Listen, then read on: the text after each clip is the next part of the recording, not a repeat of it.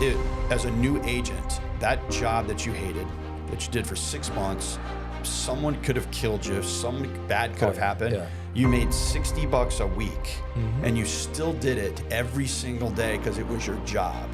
If you bring that kind of work ethic to this, you will be the 13% that succeed. That's all you have to know. Right. But what you will do is you'll be one of the 87% that fail because you'll do that hard work tomorrow. You won't do it today. Hey, what's going on, guys? Welcome to another episode of Alan K Show, brought to you by Modern Day Brokerage, where we are interviewing and learning from real estate agents, team leaders, brokerage owners, entrepreneurs, business owners who are not fearful, who are not timid, that are freaking take risks. They're super bold. No pun intended. They don't settle for any mediocrity, and they push through adversity. And we got a special guest today, one of my good friends, not only a friend, but also a neighbor, former neighbor.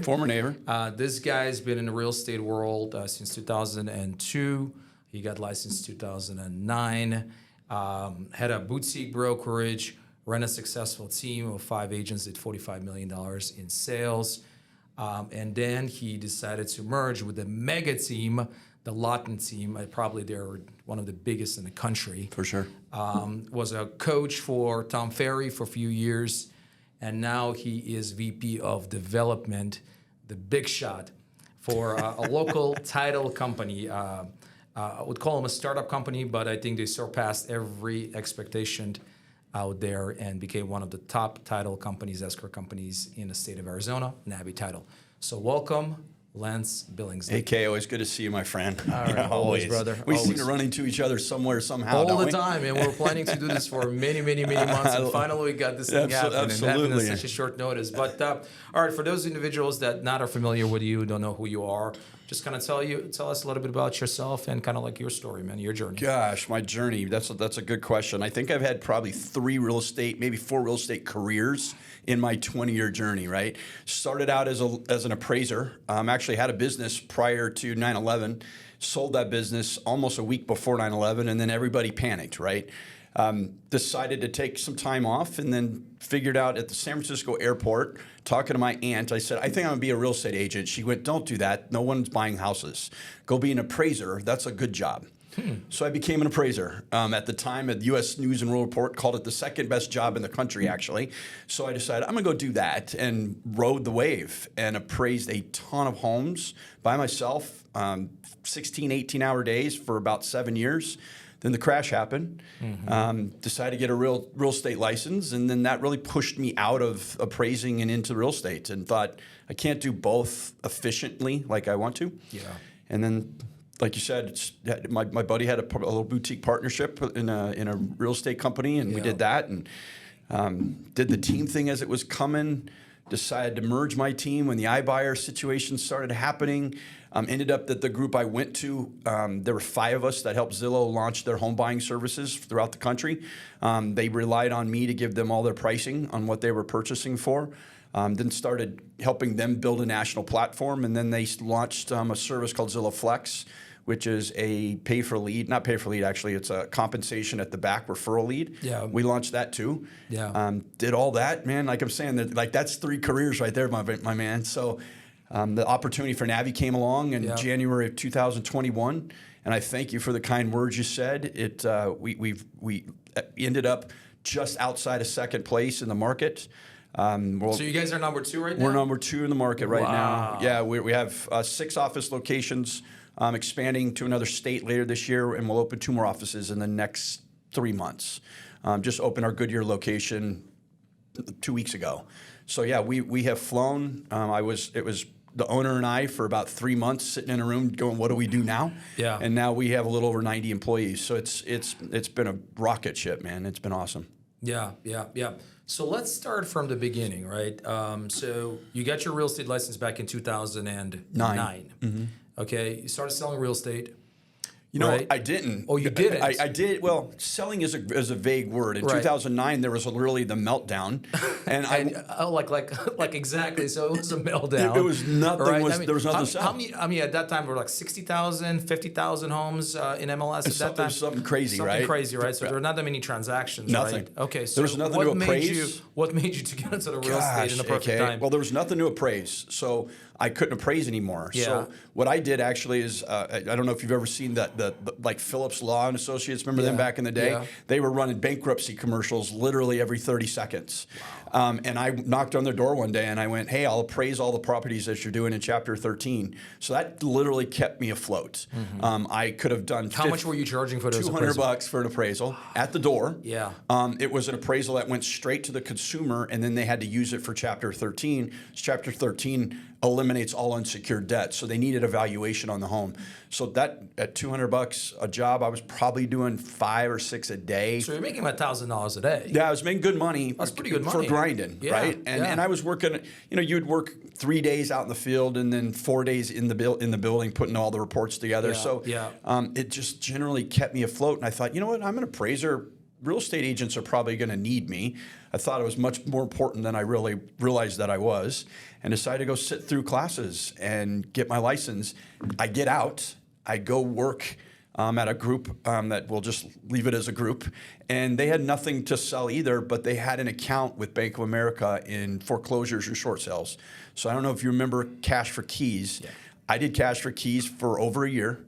For a RE/MAX office, I paid RE/MAX $9,600 in fees to work there that year, and I think I made just under $4,000 on Cash for Keys. So I would knock on doors. Hopefully, if they didn't shoot me or they didn't tell me to get out, I had guns pulled on me. It was crazy. But I would knock on doors and tell them. As a real estate agent. As a real estate agent? Yeah. You're going out there, like these are distressed properties. I mean, people are like I remember because I went through it myself. Yeah, I did too. I lost everything, right? So you were just knocking on the doors and basically saying, "Hey, I'll give you like $200, $500 for keys." So Bank of America would say, "Okay, go to 123 Flower Street." You'd knock on the door, and basically my spiel was, "Hey, I'm a real estate agent. I represent Bank of America. You knew I was coming, right? It looks as though that you haven't made a payment in 6 months, 8 months, 9 months, and here's what we'll do. If you'll let me come in and you'll let me take some pictures of your house, I'll come back in 30 days, and if I take the same pictures and they look the same to Bank of America, they will give you anywhere from $3,000 to $5,000 to leave."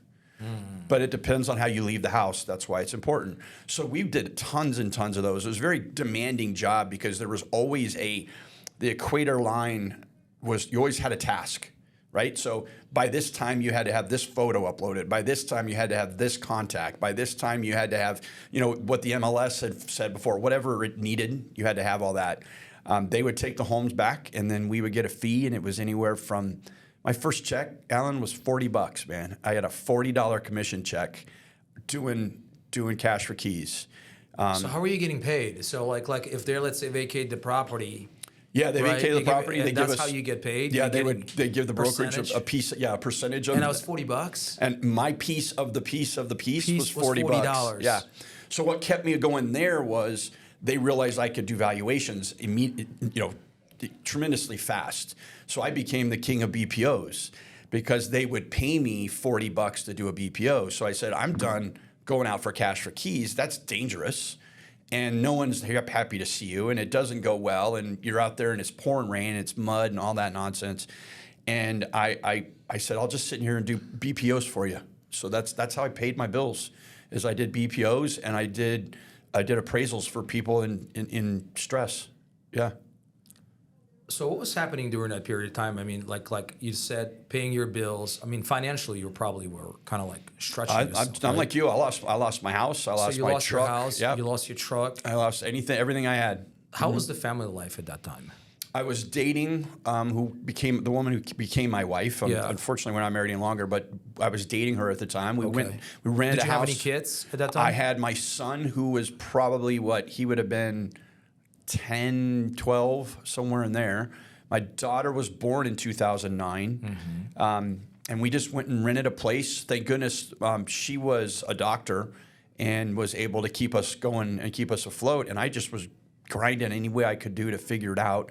Went and rented a house and stayed there for a couple years until I had an opportunity to get enough money to go buy something. Yeah, I mean, Crazy. I can definitely relate to it because I remember 2007, 2008. I lost everything. Yep. I was $500,000 in debt. I had a thriving luxury transportation business. We had like 24 cars. Dude, we lost like most of the cars. Half of them we sold. The other half, more than half, like repossessed. All of my rental properties, I overextended, overleveraged on all of them. Yep. Right? They all were upside down. Yep. Foreclosed on most of them. One short sold, and then my primary residence, dude. Again, I was upside down on it as well, and we had to let it go. Yeah. And I think the lowest moment during that time was not even like losing all this stuff, not even like $500,000 in debt. It was like my wife. She was pregnant with our second one, Zach, and like she was freaking out because we were losing our home. And I was like, all right, you know what? I don't want you to be in this situation. I don't want you to be in this condition. Why don't you just fly back to your parents? And they're in New York, right? Yeah. So this way I can handle this whole situation, figure it out, find a rental. Because at that time, I don't know if you remember, finding a good rental, man, it was hard. It was extremely hard. It was really hard because you can get into a rental and then come to find out the landlord is like 6 or 7 months Not making behind. their payments. Yeah, you're screwed, right? And then the cash for key guys I knocked on many doors that were tenants in that building. They'd be like, "What are you talking about?" Man, I remember the days where like I would be like in a bed and like just didn't want to like get up. Like I was just like, dude, I was down. It was the lowest moments of my life. And I remember when even my wife gave birth, I was not even there. Like I was not in New York because I was trying to figure things out here, but I didn't have the money to actually fly out there and to see the birth of my son. Right. That's how terrible that was. And since that point on, I said, like, there's never, I'm going to get to that point again, ever in my life. Absolutely. Same way. Yeah. Went through this exact same thing. So $40 a BPO. Yep. $9,000 plus to Remax office And fees. So who made money is the actual brokerage. Right? I paid for the red, white, and blue balloon for a year. All right. So what happens next?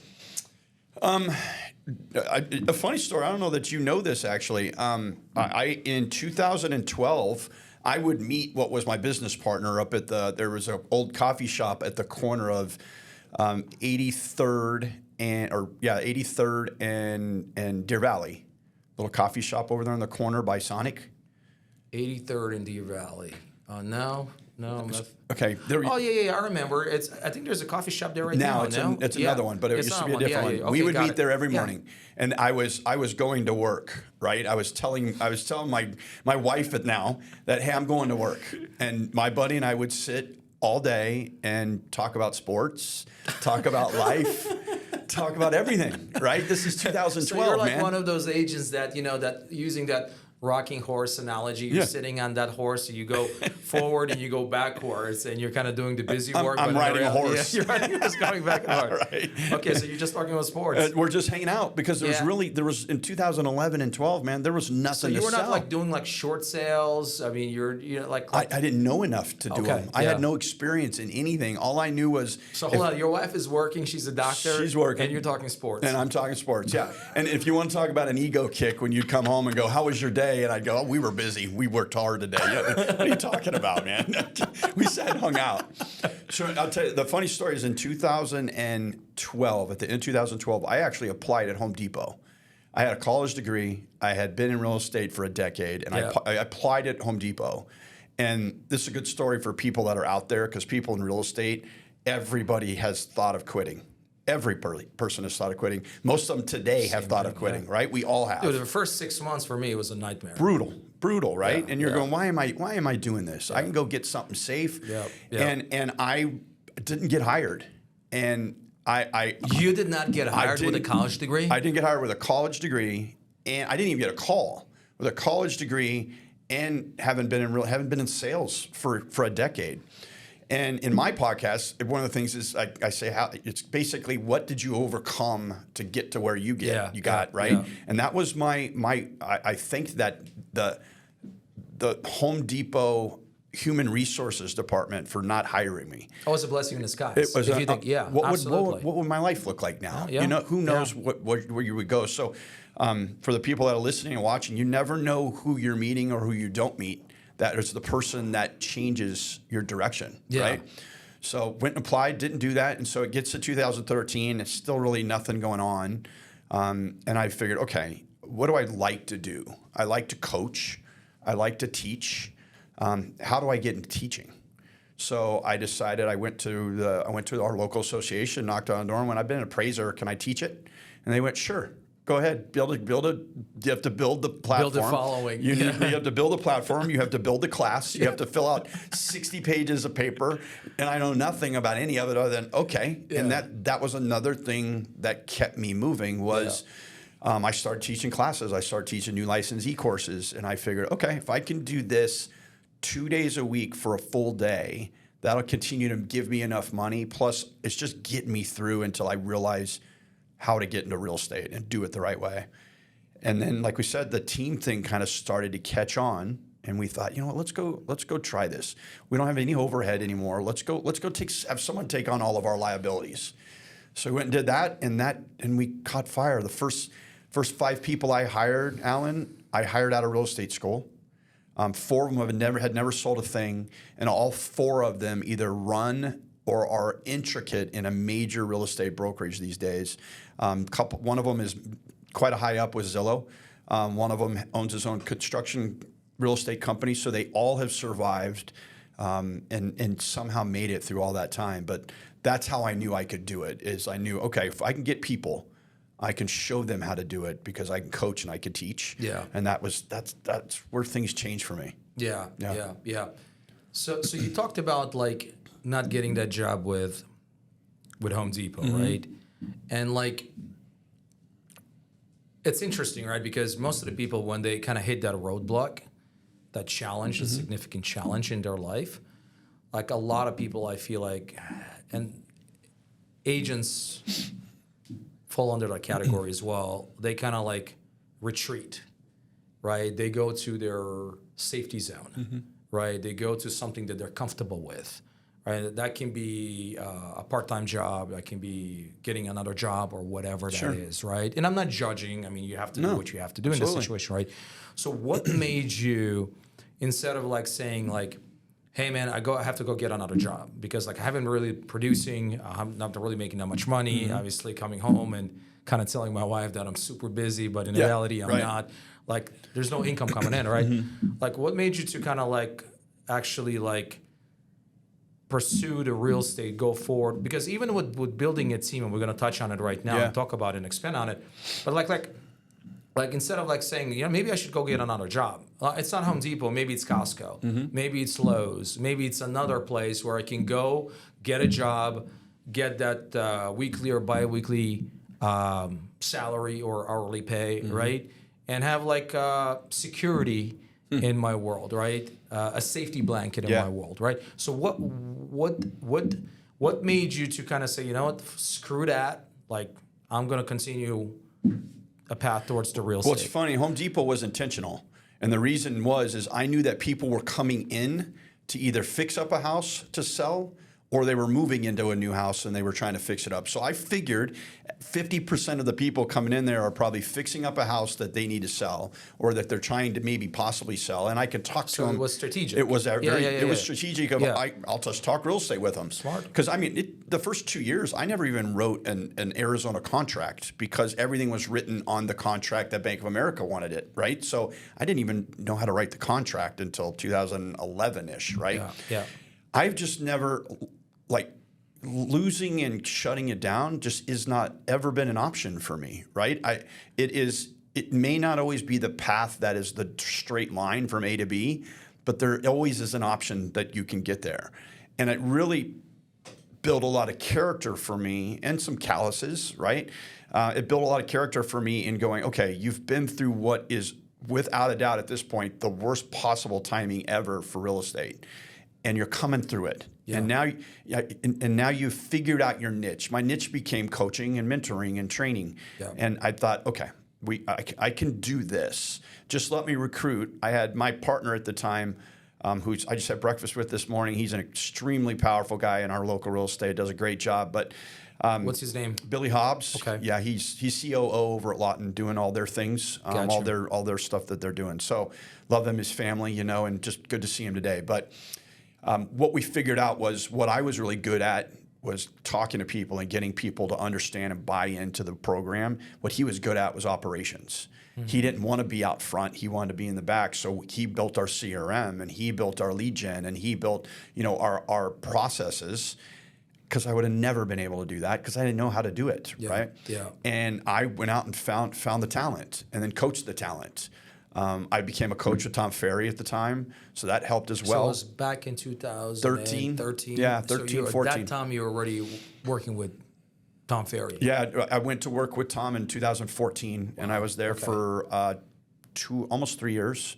Okay. Did that for a while. That was tremendous. It was so rewarding.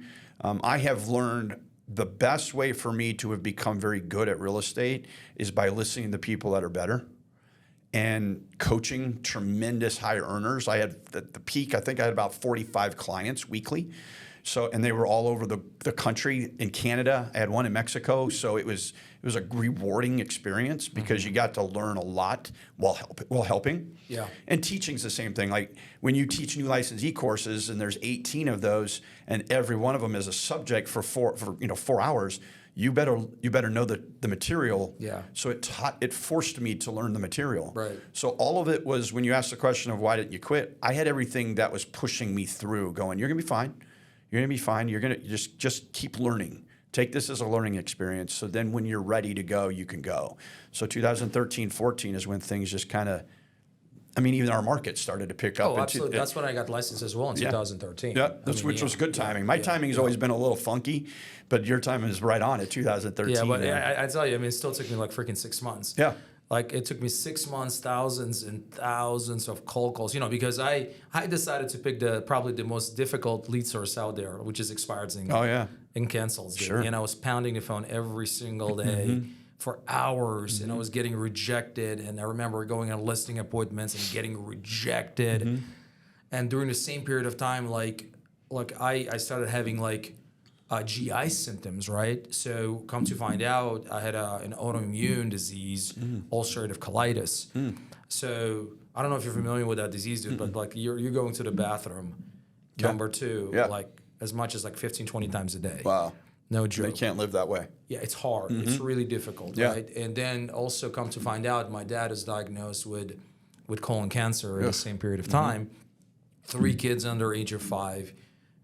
Daycare bill $2,100 a month. Let's go do real estate. And I'm doing freaking real estate. And look, there were days and there were weeks where again, I just physically was not able to do this, but I pushed myself. Yep. Agents asked me, what was your business plan for 2013? I was like, my business plan, I had expenses of about $60,000 a year. And my business plan was to make $60,000 so I can cover my expenses. Yeah, sure. That was that, right? So 6 months, finally I got a listing, $100,000 listing, but it felt like a $1 million listing. Absolutely. Isn't that the craziest feeling, your first one? The commission check was $2,500, dude. It felt like a $25,000 commission check, and it felt like a freaking win. Right. Finally I got something. Yep. Right? But during that 6-month period, there were many days when I actually wanted to wave that white flag and say, you know what, I'm done with this. I'm going to go get a part-time job. Or I'm going to get a full-time job. Yeah, it's the thought of going back there is an interesting perspective, right? Would I go back and do it all over again, knowing what I know now? Absolutely. Would I change anything? Yeah, my strategies would have been a little more dialed in. While you were calling cancel expires, I was knocking on their doors. I was door knocking the heck out of neighborhoods, man. I did not enjoy door knocking. I felt like it was just wasting. I was like, I can probably call 100 people in 1 hour. I had a 5-year-old little girl that was bright blonde hair, blue eyes. So you're taking your daughter with you? And I would milk that. Are you kidding me?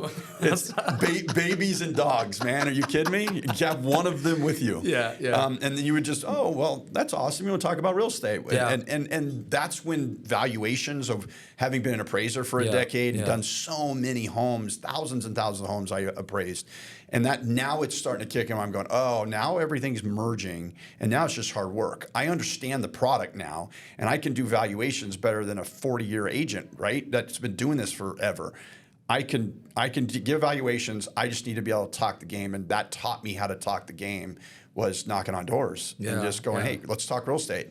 I'm surprised you never started like a wholesaling or investment company. I didn't. It's. You would think, I mean, well, it's just like something else, just a natural transition. I've had so many opportunities to do it. Yeah. I bought a couple houses early in the 2000s that I was appraising out in the East Valley. I appraised a good probably 50% of that Southeast Valley. And I mean, every builder was my client. I had Shea and Hancock and Meritage and Richmond American was my biggest one. So I was just appraising homes and I'm looking at it going, this house is on the golf course and it's $180,000. Maybe I should get one. And then did well and then got burned in 2008. Mm-hmm. So I became extremely gun shy on my investments. Yeah. You and I talk investments, right? Even your property, we talked about what are you going to do with it? And now I have a house in the mountains and I have a house in Mexico and I figured out how to do it. But there were so many opportunities that were being brought to me of going, man, we can make money. I was terrified. Yeah, I mean, me as well. Dude. PTSD wasn't something I even understood I was what in. I went through, like what you went through, it's like a 2008, 2009, 2010. I didn't want to touch like real estate for like about 6 years after that. Yep. Which is a regret, but it is what it is. Sure. It's just one of those things. So going back to the team setup, right? So like when you started the team was back in 2013? Yep. Like at that time, there were not that many teams, right? I mean, like, where did you get that idea? Like, and then like, if you think about it, like, the natural transition is like, hey, you're a producing agent or top producing agent. You're like overwhelmed with all the business or the leads, and then you kind of like start a real estate team. Yep. It doesn't make you a great real estate team leader. Right. They usually aren't. Those are usually, I counsel those people every day, all day. That's what I do. So what made you kind of say, you know what, man, it's time for us to start a real estate team? You know what? I have been. I'm not a believer in luck. I'm a believer in being blessed, or the bad circumstance can be good for someone else, right? Yeah. And what do you take out of that circumstance? And I've always tried to look down the line, miles ahead, to see what's coming and how do I get a part of that, right? And I understand that the market's this in 2013 and we're rebounding and pricing's coming back, but I'm hearing about this offer pad and this open door, and I'm hearing about it over and over, and I'm going, well, what if we have another drop? Right? Am I going to be prepared? I know how to do cash for keys, but am I going to be able to work with these iBuyer things that are coming out? And that was back in 2013. Yeah, really. Zillow really launched in 2009, but they didn't really do much until 2013, and then they launched their buying platform in 2017.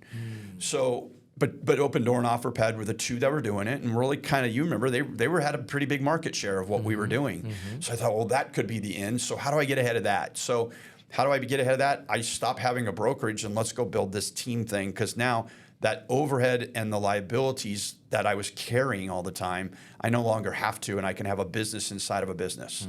I don't have to buy a building. I don't have to rent a building. Yeah. You're going to give me an office that's 10 by 10 or 12 by 15, and I'm going to pay you $400 a month. I can do that, right? So let's trim the fat and let's get really fast. I got an idea. I'll go teach new licensee courses, and I'll cherry pick the best ones out. And that's exactly what we did, and it worked magnificently.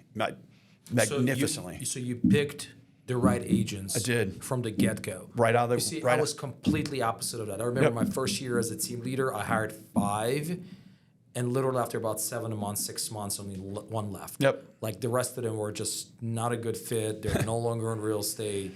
All five that we had, Alan, are, like I said, are still just absolutely crushing it out there in the industry. I get to see a number of them frequently, which just warms my heart, because it's almost, to watch that is very much like watching your kids grow up, And so you gave them their start. I mean, absolutely, all awesome, 5 of them, wow. and that was it's humbling. It's the right thing to do. It's leaving a legacy for people, and that's really seeing that I was able to do that. Springboarded me into, I can do this at scale. And when I do it at scale, I can impact more people. I have a mission in my life. If I can die with enough money to pay for my funeral and have 5,000 people at that funeral, I'd much rather do that than have 10 people at the funeral and $10 million in the bank. I just believe that. Yeah. And I want people to stand there and go, hey, if I hadn't met him in a class or in a meeting, or if he hadn't come and counseled my team, or he hadn't done an audit on me, or he hadn't helped us launch our brokerage, then what are we doing this for, man? That was really the change for me. Yeah. So what advice would you give to maybe an aspiring like a agent, maybe possibly like a team leader that is starting a team, wants to grow the team? What are some of the key things that you can offer to them to kind of get, like, because look, the team game, like, man, it's kind of fancy and like everybody talks about, everybody's a team now. Yeah, everybody's a team, but it's hard. It's difficult. And I know a lot of former team leaders that are still like, they tried it a few times and didn't really work out, and they're producing agents now, which is great, But what did you do differently? And let's say, for example, if you're like coaching a team leader right now, I mean, what would you suggest a team leader to do? My last meeting before I came here, I met with a husband-wife team. They have 2 agents. He himself did $40 million last year in just commercial and residential transactions, and he wants me to tell him how to build a team. Yeah. And within 5 minutes, I went, I don't know you, and you don't know me, but you shouldn't build a team. You're not going to like it. You're not going to enjoy it. And it's not in your lane, man. I talked to you for 5 minutes, and I can tell that you're not. Is it because he's just focused so much on the production? It's production, and all he keeps talking about is, I don't want to mess with that nonsense and that nonsense and that nonsense. Got it. Yeah. And when you say that, you're telling me that's what comes with the team, and you don't want any part of that. So I've gotten to that. I don't know if that's a level of expertise in it, but I can tell pretty quick if a person's going to do it. But to your question, so many people, teams start organically. You have a high producer who's done pretty well, and then a couple people in the office go, you've done pretty well, I want to hang out with you. And if you can teach me to do a couple transactions, or you can walk with me and tell me how you do listing presentations, or whatever it is, they always start organically. And then what happens is they realize they now have 3 or 4 people that are like almost mouths to feed, and they have no systems, they have no processes, they have no plans, they have nothing. And every time I meet with someone like that, my question is always, what happens to those 4 or 5 people if tomorrow you forget how to do real estate? Well, they all don't have a job. So what kind of leadership is that? That's not leading by any means. Yeah. So I have met less than a handful of teams, and on the hundreds of teams I've talked to through the years, I've met less than a handful of them that actually have all processes and plans and systems before they get going. The problem is like you were saying, so many people try it, but they realize very quickly, I have 4 mouths to feed over here, but I have to do production to keep them going, right? And my production, half of my production is paying for this building, is paying for this CRM, is paying for lead gen, is paying for these people, their insurance, admin. Right? We got admin. Yep. If we're going to do any kind of advertising, I'm covering that. I've got to cover signs and posts and all that stuff that comes with a team. Yep. And now it's too late to go put together systems. You can't. You have to do transactions. So to your question, when people ask me that, I always start with this. I always go, what's your mission statement? And no one ever has one. Okay, that's fine. What are your core values in your business? And no one ever has those either. And if they're with a partner, or they're with a spouse, or they're going to do it with someone else, I always then challenge them and go, listen, the next couple days, you need to shut off phones and shut off kids and shut off everything. And you need to come to an understanding of what your core values are in your business. Not what you are as a person, right? It might be faith, family, and football. I don't know. But in your business, what is it? Is it education? Is it information? Is it ethics? What is it that is your thing? Yeah. Start with that. Give yourself a mission statement. And then what will happen to you is, if I know the things that I stand on, when I see the person that matches it, they are an easy grab. Yeah. Because now we're on the same page. You just don't know that you're on the page yet. Right. And that has helped me a lot, especially in the last 3 years with Navi being in my position. Yeah. I always start people with, man, I'm not even talking, you're not putting a concrete foundation. I'm talking like sand, rocks, and water to blend concrete. Yeah. So do we have that core? And so you're talking about, let's first and foremost, like, hey man, what's your vision? what's your mission, what are your core values, and based on your core values, you will then go and find that ideal agent avatar. Yep. Right? That's the word I use every time. Right, ideal agent avatar that matches all of these things. Yep. Right? Every time. Okay. And the analogy I use is if you're in a relationship with someone, there are goods and bads, but there are things that you have brought from other relationships to that one that you now know are non-negotiable. It's the same thing as a real estate team. I'm looking for a partner, right? I'm looking for 2 or 3 or 4, maybe 10 partners, and there's things that can't be negotiable. And if they don't have that, I don't even have to waste my time hiring you to fire you because it's never going to work out because you're not in the same camp as I am. Right. So that helps a lot of really the new people that are starting out because everybody just says this, Alan. They always go, if I have this team, I've got to buy leads. I got to buy a CRM. I don't even know where Lance, where do I get leads? And you're going, leads?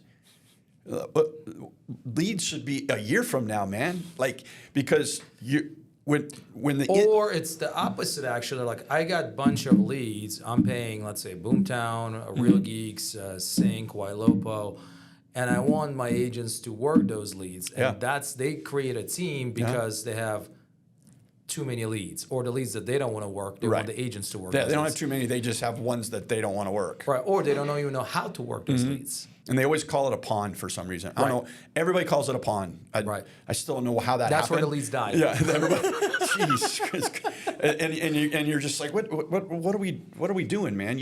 And if you're going to pay for leads through all those companies that you're talking about, you're looking at 30, 40, 50, 60 bucks a lead. Oh, easy. Right? Yeah. So when I used to coach, I would tell people, because in 2013, 14 is when lead gen kind of came around, this PPC thing. No one even knew what it meant. The ads, you had Boomtown. I started generating leads with Real Geeks at the end of 2015, early 2016. So my only CRM, that first CRM I bought was Boomtown. They didn't have anybody in the Phoenix market. We were the first ones. We're like, well, let's try them. Didn't know how robust that they were, or how big they were. He just sold, by the way. But those kind of leads, what I was realizing is I had great agents that were not even good yet, and I was paying $50 a lead for something they couldn't convert. They didn't know how to convert. They had no script practice. They had no training. They just would take a phone call, and you just hope that the other end had a whale on the hook, and they wanted to go see a house that you had a lockbox key to. So I learned from that mistake of, okay, I can't do it that way. So when we merged our teams, one of the things I did was we're not giving leads out to anybody until they do a certain amount of volume or a certain amount of transactions, and they can show me that they can produce before I start giving them $50 bills 5 times a day. Okay. So you had a team for how many years? That was about 3. For 3 years. Okay. Were you doing lead gen for the team? We were through Boomtown. Through Boomtown, right? Okay, and you had 5 agents all that period of time? We had 5. We would go to 7 and then to 5. The 5 never left. There became choices even in the building I was at with other teams. But because we were really the new kids on the block and no one did it. And then by the time a year and a half later, people saw we were doing it well, and they figured out, well, let's do our own team in this building. So they would move to the other team, like literally across the hall. Really? Yeah, that was happening, which was fine. And it was just understanding for me, for our team, is the cat was already out of the bag since we were in Boomtown and leads were pouring in. The cat was out of the bag, and now it was too late for me to stop doing production like I always wanted to, and to start coaching full on. I wanted to do that. I didn't have time because there was so much business that everybody was working through in 13, 14. So you have all 14. These agents were actually closing deals. I think you were like closing, 140, 150 deals? Annually, yeah. $45-50 million which was sales. Big numbers That's back pretty good then. Numbers. We were top 5 with Realty One Group. While at the same time, you're also coaching for Tom Ferry. And I'm coaching high school baseball. And you're coaching high school baseball team. I was doing that. It was an incredible, busy, crazy time. And then in 2017, I found out my mom had Alzheimer's. We put her in a home. I started a divorce. The divorce was done in 3 months. My ex-wife and my daughter moved to Carlsbad, California. Lived there for 2 years, and then my mom passed away. And that all happened in a year. And when all that happens, you have to stop doing all of that chasing, right? And go, okay, I'm being told to stop, and I'm being told to pay attention instead of just run 100 miles per hour. So I stopped coaching with Ferry. I stopped coaching baseball, and really brought in my ranks of myself to really reevaluate where I was in my career, where I was in a lot of things, and that's what actually pushed us into merging with the Loton team. Wow. Okay. Yeah. All right. So your mom passes away. I moved my dad in. He's 83 years old. He's 83 years old. He's living, at the time he was 75, 76. 75. He now lives with you. Yep. Been living with you since 2017, right? Yep. You stopped coaching baseball team, just didn't have the bandwidth, right? And now you're like, you got a team, right? And you're like, okay, like, what's next for me? And I no longer have the income from a wife that was making significant money. She was making pretty good money, right? Right. So I was paying my share of our expenses was just under $100,000 a year of our team. And I apologize, $50,000 a year. We were spending $100,000 a year. I was paying $50,000 a year, and I no longer had that money coming. So you're $50,000, and then the other $50,000. My partner's $50,000. That's Billy. Billy. Okay, so $100,000 in expenses. In expenses, and with Boomtown and everything else. Primarily, most of it was the Legion, probably, right? Absolutely. Right. Okay, got it. Okay. And now I no longer had her money coming in. So now you're sitting going, okay, well, what's next? I've heard of this Loton thing. They're a pretty small team, but they seem to know what they're doing. I've never met George before. Let's go talk to them. So you approached George. Billy knew George very, very small amount, and his business partner was his business partner I coached with at Ferry, coincidentally. So I knew him at a distance, and he knew George at a distance. So I said, hey, go see if they'd have a conversation with us. And he didn't. He didn't do it right away. It took him about 4 months to do it. For Billy. For Billy, he's very methodical, very very firm believer in his faith, and needed to process through that, pray through it, work through it. And I just kept going. I feel it, man. There's something we need to do. So go now. He went and knocked, and I think their first conversation was sometime around the beginning of December of 2017, and we were partners by February 1st. So it moved super fast. We both went over there, took our team over there, and just plugged in. And what they needed was an operations guy, and that's what Billy did. They needed someone to run their West and their Southwest division, and that's what I knew how to do. And our agents just took off. So your agents followed you. Yeah. So they followed you. They all went. If you don't mind me asking you, at that time, what were your splits with your agents when you were running your own team? My own team? Yeah. So I was 70-30, 50-50. 70-30 on their business, 50-50 on your business. Yep. Got it. Okay. Yeah. And when they transitioned with the Loton team, the same split. Same split went with nothing them. really changed. Nothing really changed. Gotcha. And we knew that we could plug Billy. They had Boomtown, so we could plug Billy right into them. He would know exactly how to operate. They just needed that. Okay. And again, they really wanted Billy. They didn't necessarily want me. We were So they wanted repair. Billy for operations. Yeah. And they put him on a salary? They did. They put us both on a salary. So you as well? Yeah. Okay, so what was your role with them? So my role originally was to be the West and the Southwest team lead for them. Gotcha. But they only had 10 agents at the time, and they said, well, we want you to go start a team in Goodyear for us. Okay, I'll do that. And if I told you what I made the first couple years there, you would go, why didn't you call me and come work with me? And you were new.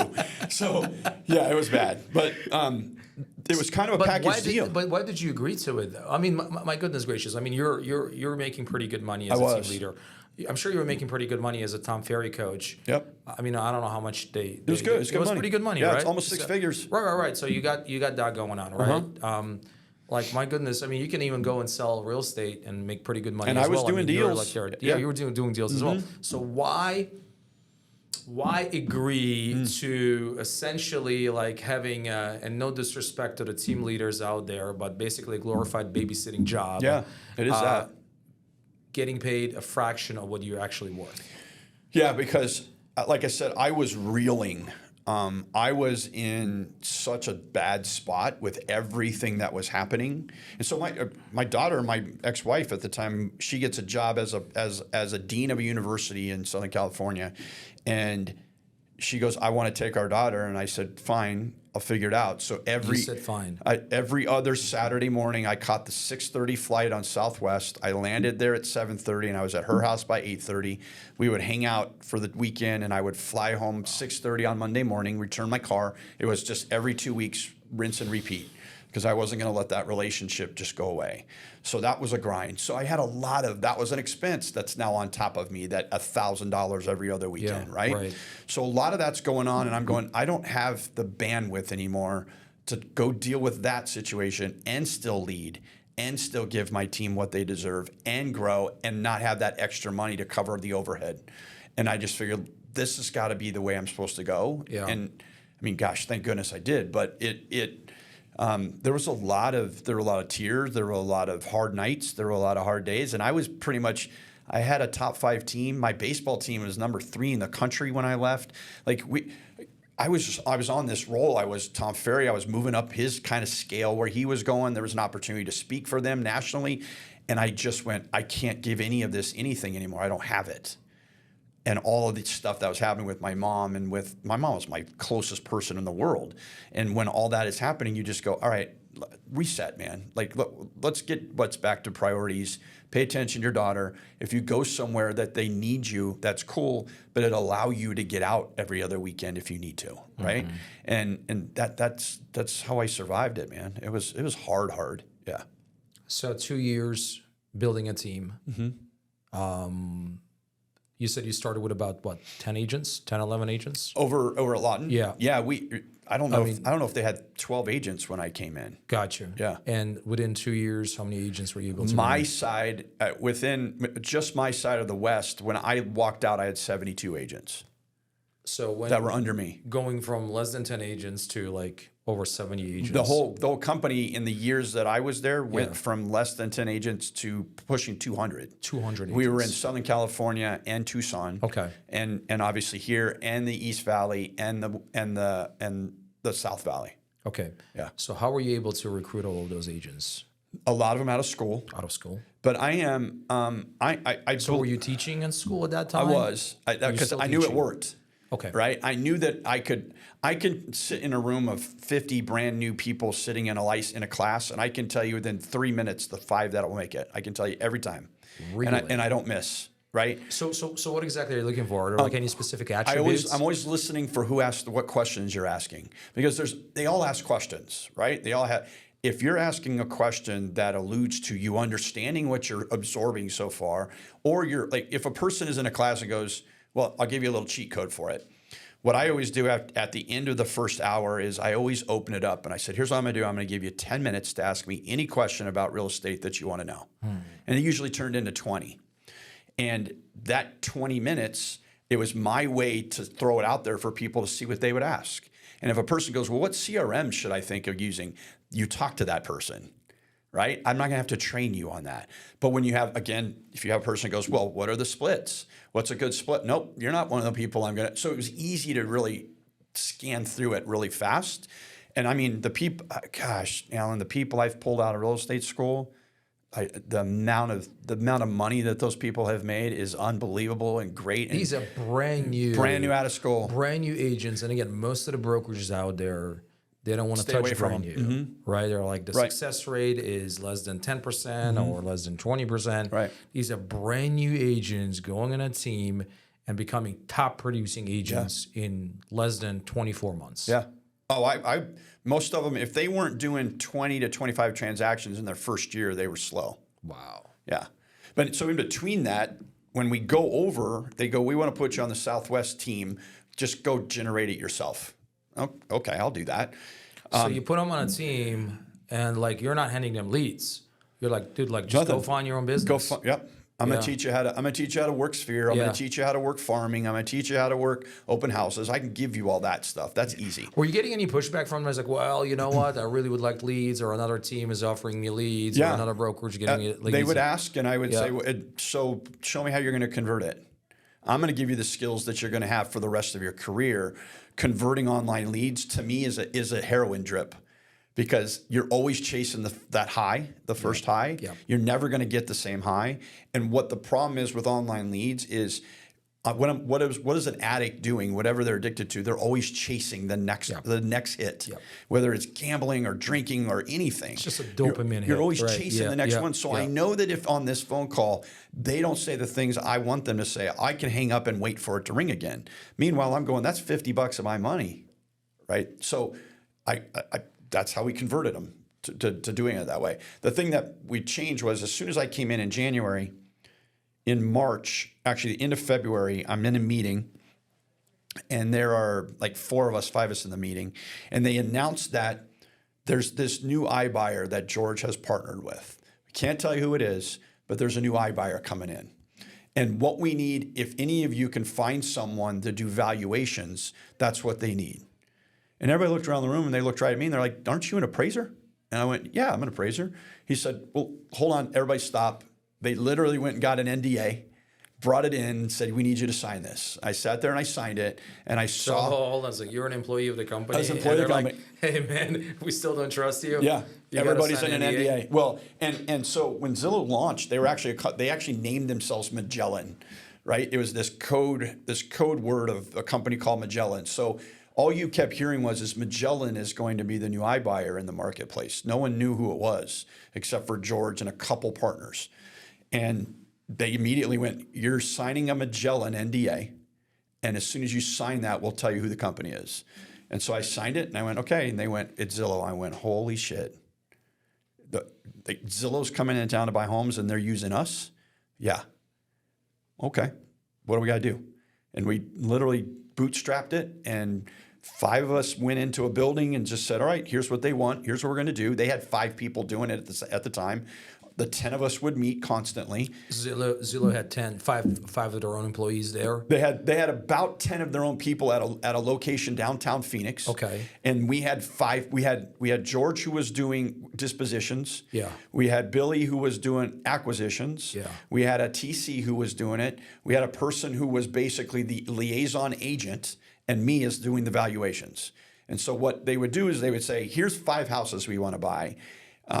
If we acquire them, what should we acquire them for? And I would go, well, this one's 420, this one's 320, right? And they would go back, they would put it into their underwriters, and the underwriters would go, we like the numbers, let's go with it. And they would, through our acquisition person, buy up the homes, update them, and then sell the homes through our disposition group, right? So my office was about half the size of this room right here. It was a 7 to 7 job. It never stopped. You couldn't take a break. So who was the team leader? Who replaced you then? So I never actually ended up doing the team lead. Oh, you never did a team lead. They had a guy that was in Scottsdale that Okay. they moved to the Peoria location. Okay, all right. And so he took that location and kind of kept it around 15, 18 agents. And after a year of doing that, and at one point, the founders of the founders of Zillow flew me out to Seattle, and I built their comping platform. And I'll tell you, the most nervous day of my entire life, kids and everything, is Lloyd Frank is the gentleman. He's the co-founder of Zillow. I met Lloyd Frank. They asked me to come downtown and show Lloyd Frank how I do comps. And I showed him, and I tell this story often, but Lloyd is sitting next to a guy named Rich Barton, who is the CEO of Zillow. And those two sit there, and Lloyd goes, I have 2 questions for you. He goes, the first one is, if a person gets credit because their roof is bad or their flooring is bad, is that called a concession? And it hit me that moment. He had no idea what he was talking about in real estate, but he was running an empire, right? The next question was, he goes, do you think if I opened my own mortgage company that I could get people to sign off on it? And I said, yes, you absolutely can. The problem that you have is the people you're going to want to do it with have relationships already. And for you to crack that, you're going to have to give it away basically for free for a while. Okay, that's cool. And within a week, he had flown me up to Seattle. I walk into the tallest building in Seattle, on the top floor of the tallest building, 40th floor, in his office. And there's an executive boardroom the size of what felt like a small football stadium. And I'm sitting at the end of the table next to him, literally shaking with my mouse. Every executive and every board member in Zillow was in the room. Every developer was in the rooms. It was standing room only, Alan. And he goes, show them what you showed me. And okay, here we go. And I showed them how I do comps for an hour and 15 minutes. We stopped. One of their lead programmer goes, I have a question. Could you build that for us? Could you sketch that for us if we could build it? And that was on Monday. And by Wednesday, I had sketched out their whole comping tools. And that's what they use now in their CMA tools. They use it everywhere on their site too. So it was an incredible experience. And again, who gets to go do stuff like that, right? But you got to see behind the cloak, and you got to see what they were doing. I mean, to actually sketch, not forget about but actually do the CMA. I mean, were you using like Monsoon? What are you using, or MLS? Or? Yeah, I was using MLS and Monsoon. I search. I teach this all the time that no one searches this way. I always search by APN. It is the most practical. It's the most solid, most practical, easiest, guaranteed, human errorless way to do searches. And they weren't searching for. Their cap was 700,000. They wouldn't buy anything in senior living. They wouldn't buy anything in Maryvale or anything that needed renovations. So it was all track. So I had comps. So I could give them a valuation of a house within 10 minutes. Mm-hmm. Right? I couldn't put it all on a report for them, but if they went, what's that worth? I'd go, hold on. But how can you automate that process though? How could they like just get, because it's all automated now. It is, right? So all of their stuff is what we built for them. The thing that they still don't do well is any externalities are a challenge for them, right? So any influences from good or bad, like a golf course or a high tension power lines or a road or anything that is, they don't know how to account for that. So I kind of built that in for them. Everything in Zillow works in levers. Right, so they'll say, if we push this up, this goes down. If we do this and this, how do we adjust the levers so they're all even? And what we did is I basically copied that theory, sketched it, and I went, here, I want to get to 2,500 square feet. I want a house that has a pool. I want something that is built less, whatever, before 2000, and had basically a lever system for them that their developers actually built. And it ended up being a really, it was a cool little tool. And I wasn't even working as the valuations person anymore, but they were using it. And the guys that I had trained, I had about 6 guys that ended up working for me as we kept growing.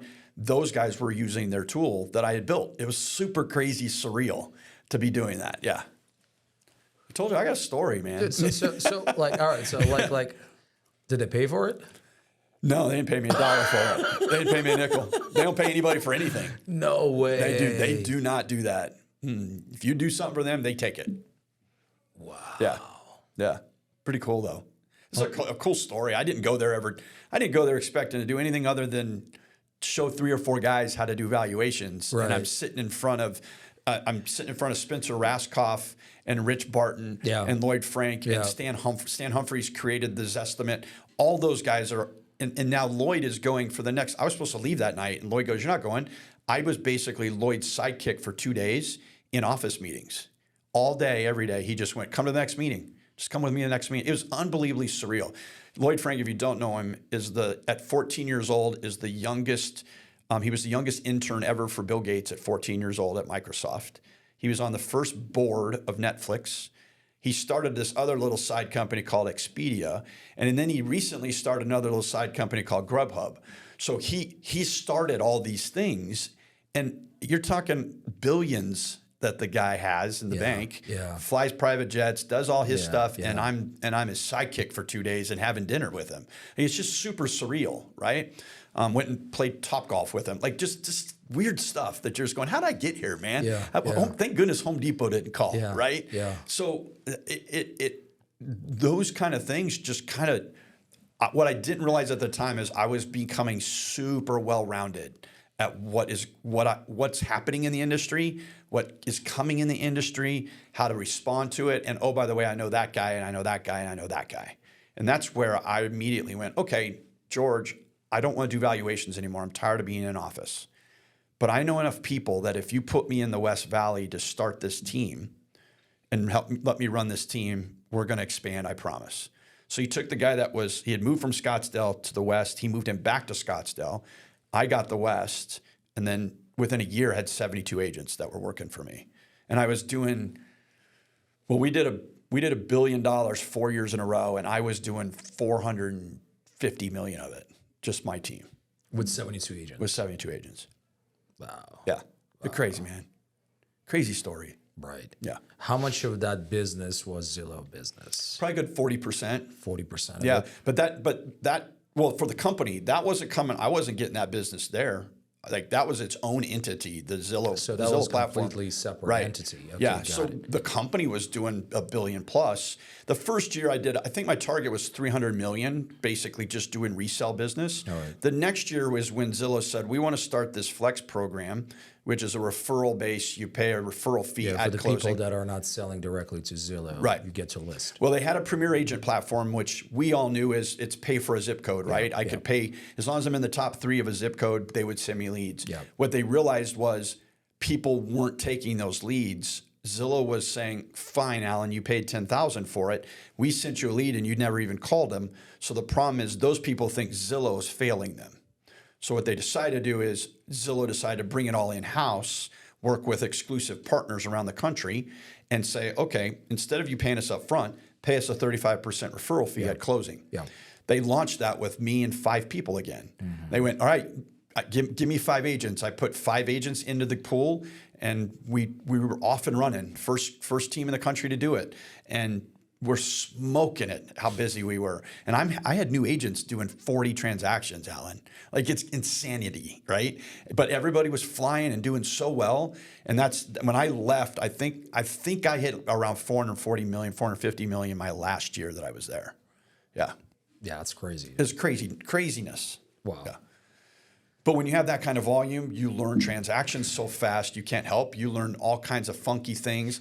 So during that period of time, again, most of the agents that you were bringing in are brand new agents. Mm-hmm. Obviously, there's like an extensive training involved. Yeah. You're not handing them Zillow referrals. No. From they had to go right? through. Well, that happened with me actually when I was there. Is I said, I just have a question. I have all these agents, and if I joined the Army or the Marines, I don't get to walk in on day one and meet the general. Right. I got to go through something. Sure. Why don't we come up with like a boot camp? So that's exactly what we called it, and built. They expanded it 10 times fold after I left. So they're great at what they do in that.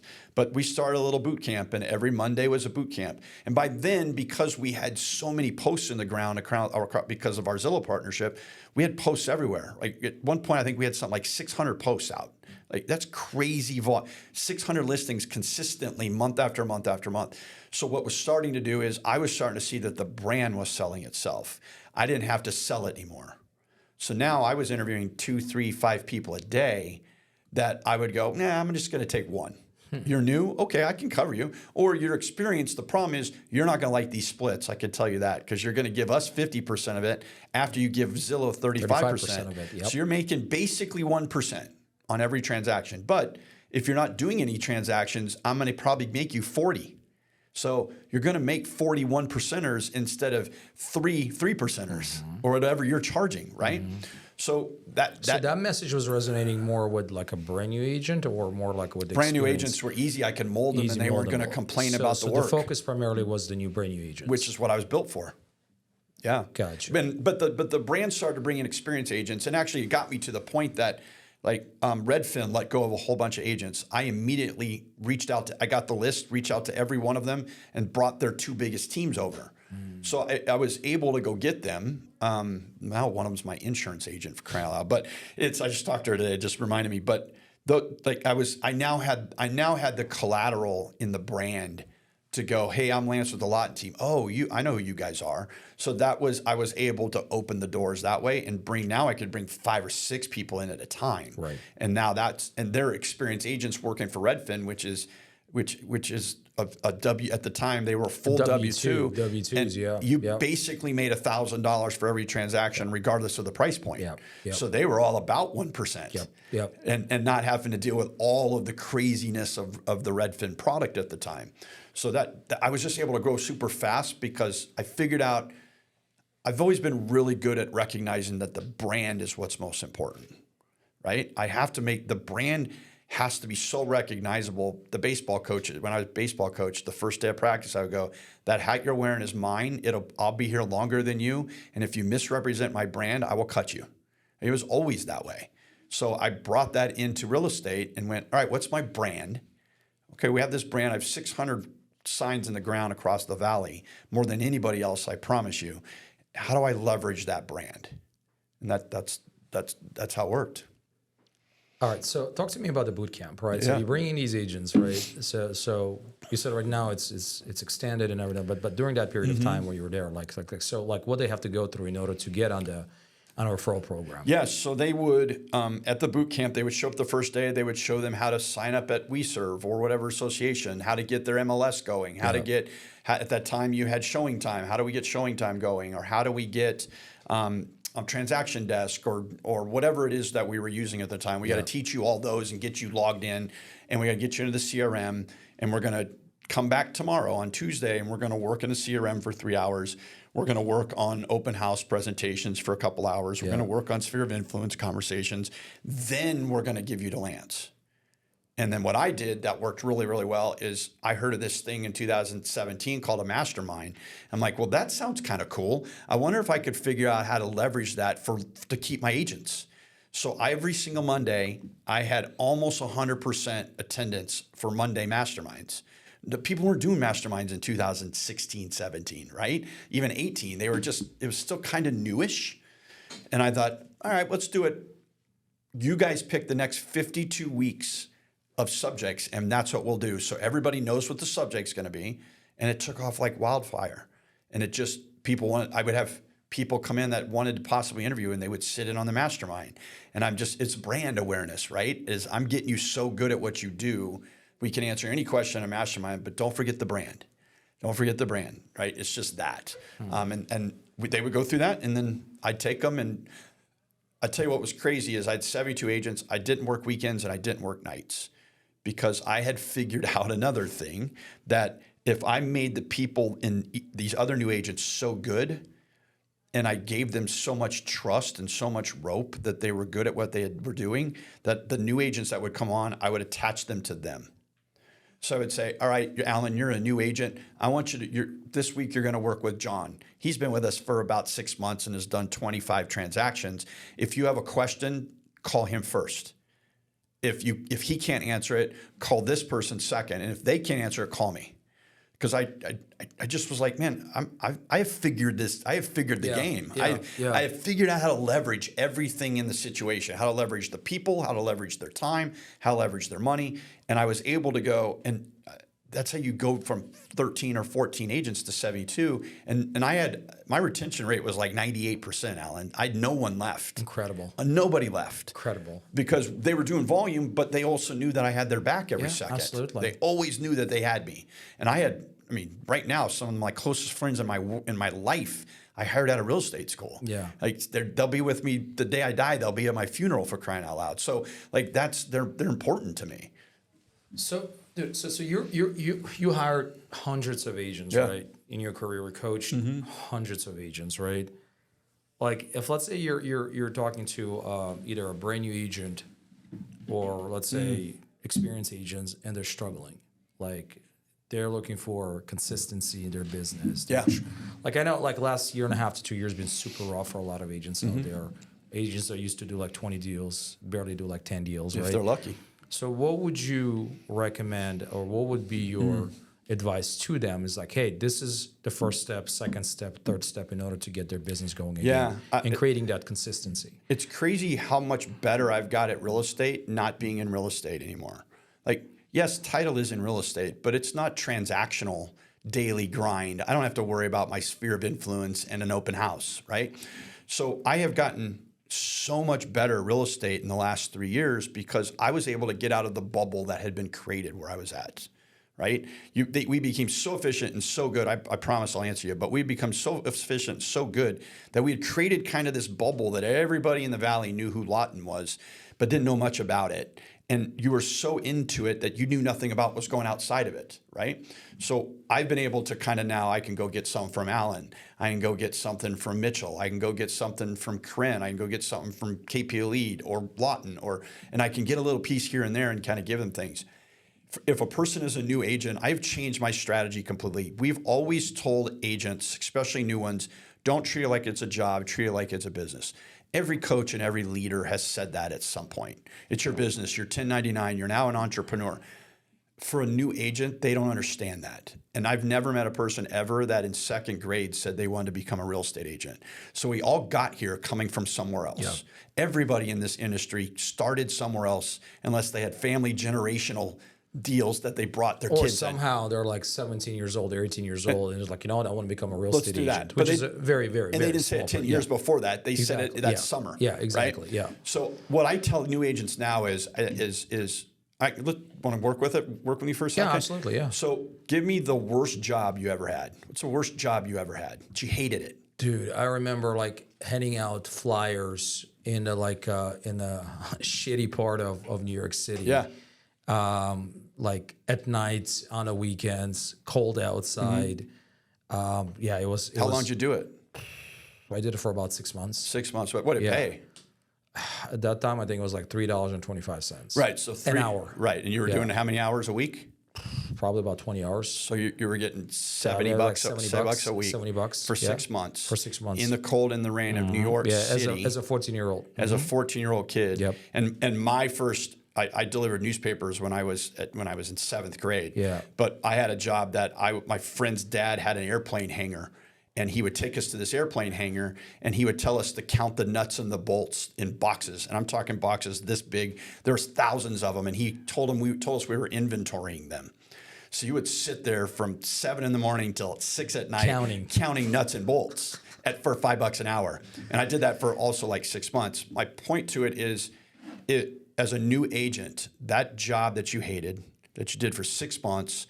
Someone could have killed you. Something bad could have happened. Yeah. You made $60 a week, and you still did it every single day because it was your job.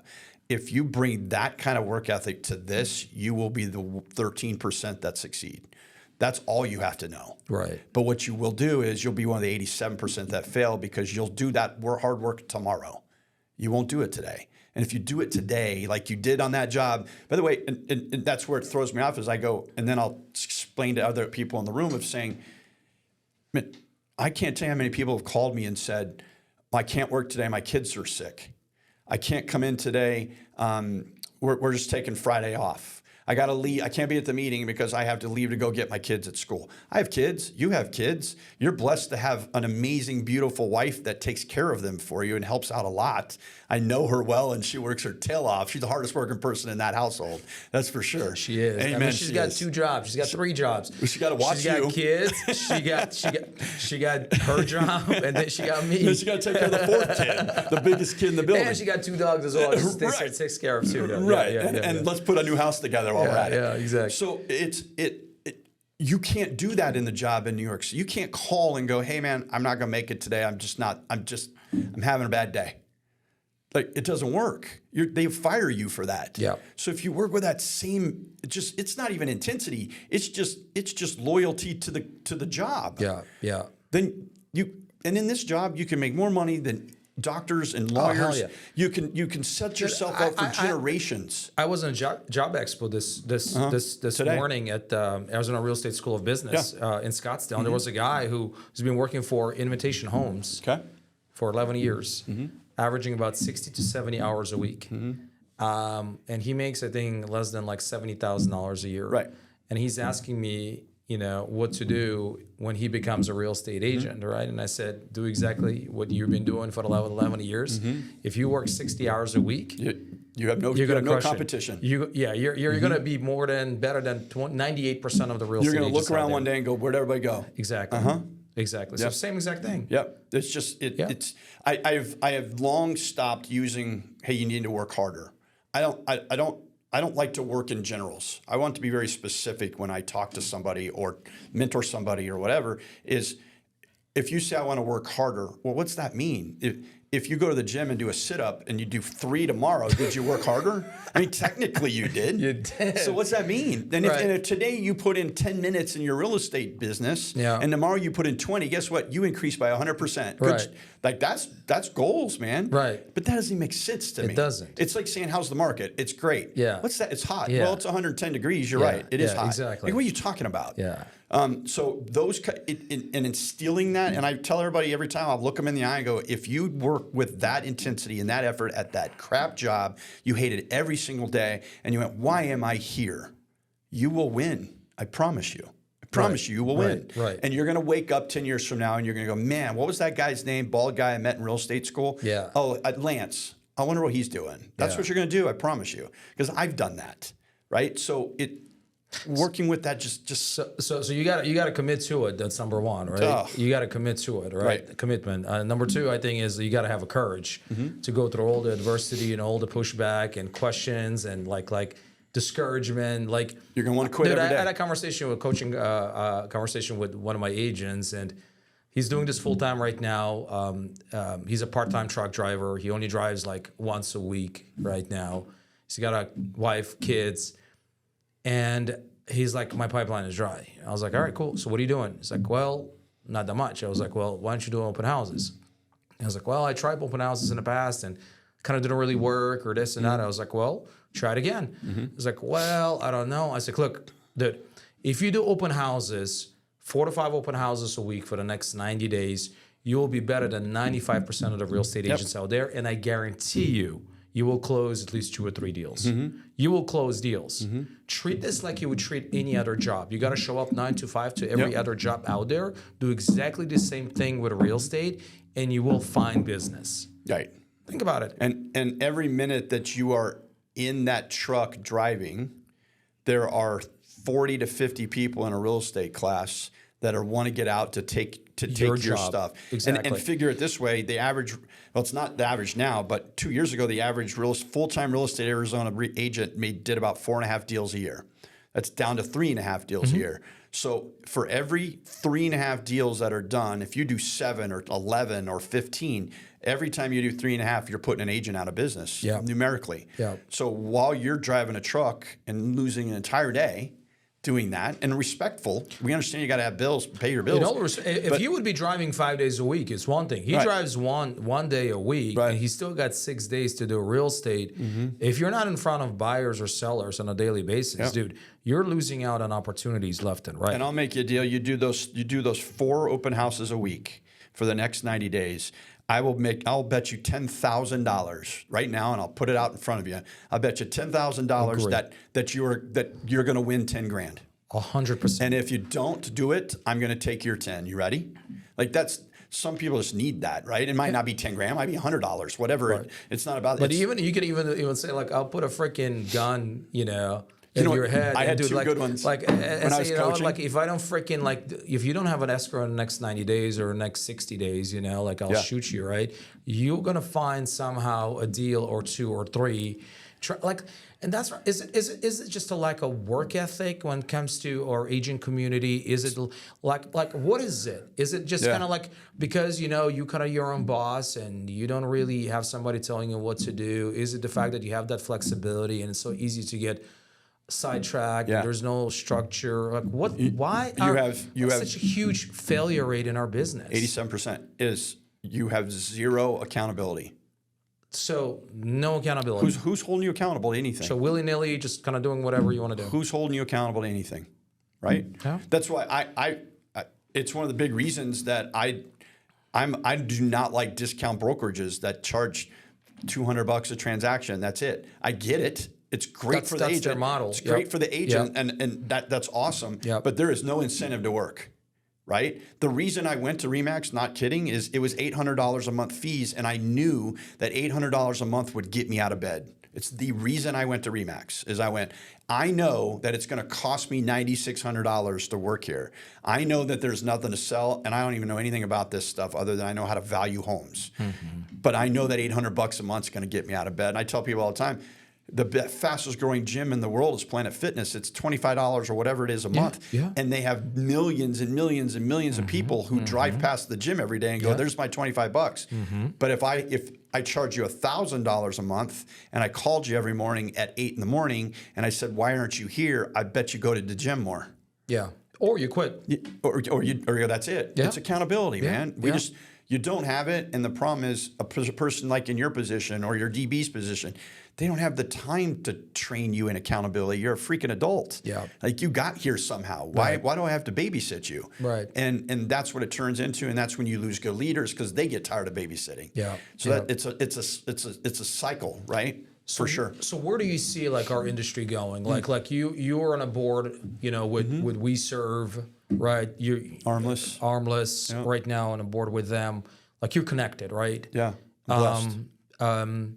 So kind of where do you see this whole thing going with the lawsuits and everything that's been going on for the last year and a half or so? I've been talking about the lawsuits for 2.5 years, and all I ever got was, we're all going to be fine. And all I kept saying was, what if we're not? And now it's hit. KW settled yesterday. I don't know if you saw them. Was it 70 million? 70 million. They settled yesterday. Yep. I believe that there's a couple things, AK, is I think it's going to be fine on the lawsuits. I think that's all going to get settled out eventually. NAR is going to have to change structure at some point. What you did well in 1950 doesn't work well in 2020s. And I think that they have not much choice left but to settle. If they don't settle, it will bankrupt them, and I don't know how they can possibly do that. Now, you have all these copycat lawsuits all throughout the country. There's one here in the state that's gone after every other major brokerage in Arizona, plus all the associations. So it's just all copycat. They're going to have to settle to stop the bleeding, right? The other side of it is what I think it's going to do is if it starts to, last year at this time, you had 4 states that had mandatory buyer-broker agreements. You now have 10, right?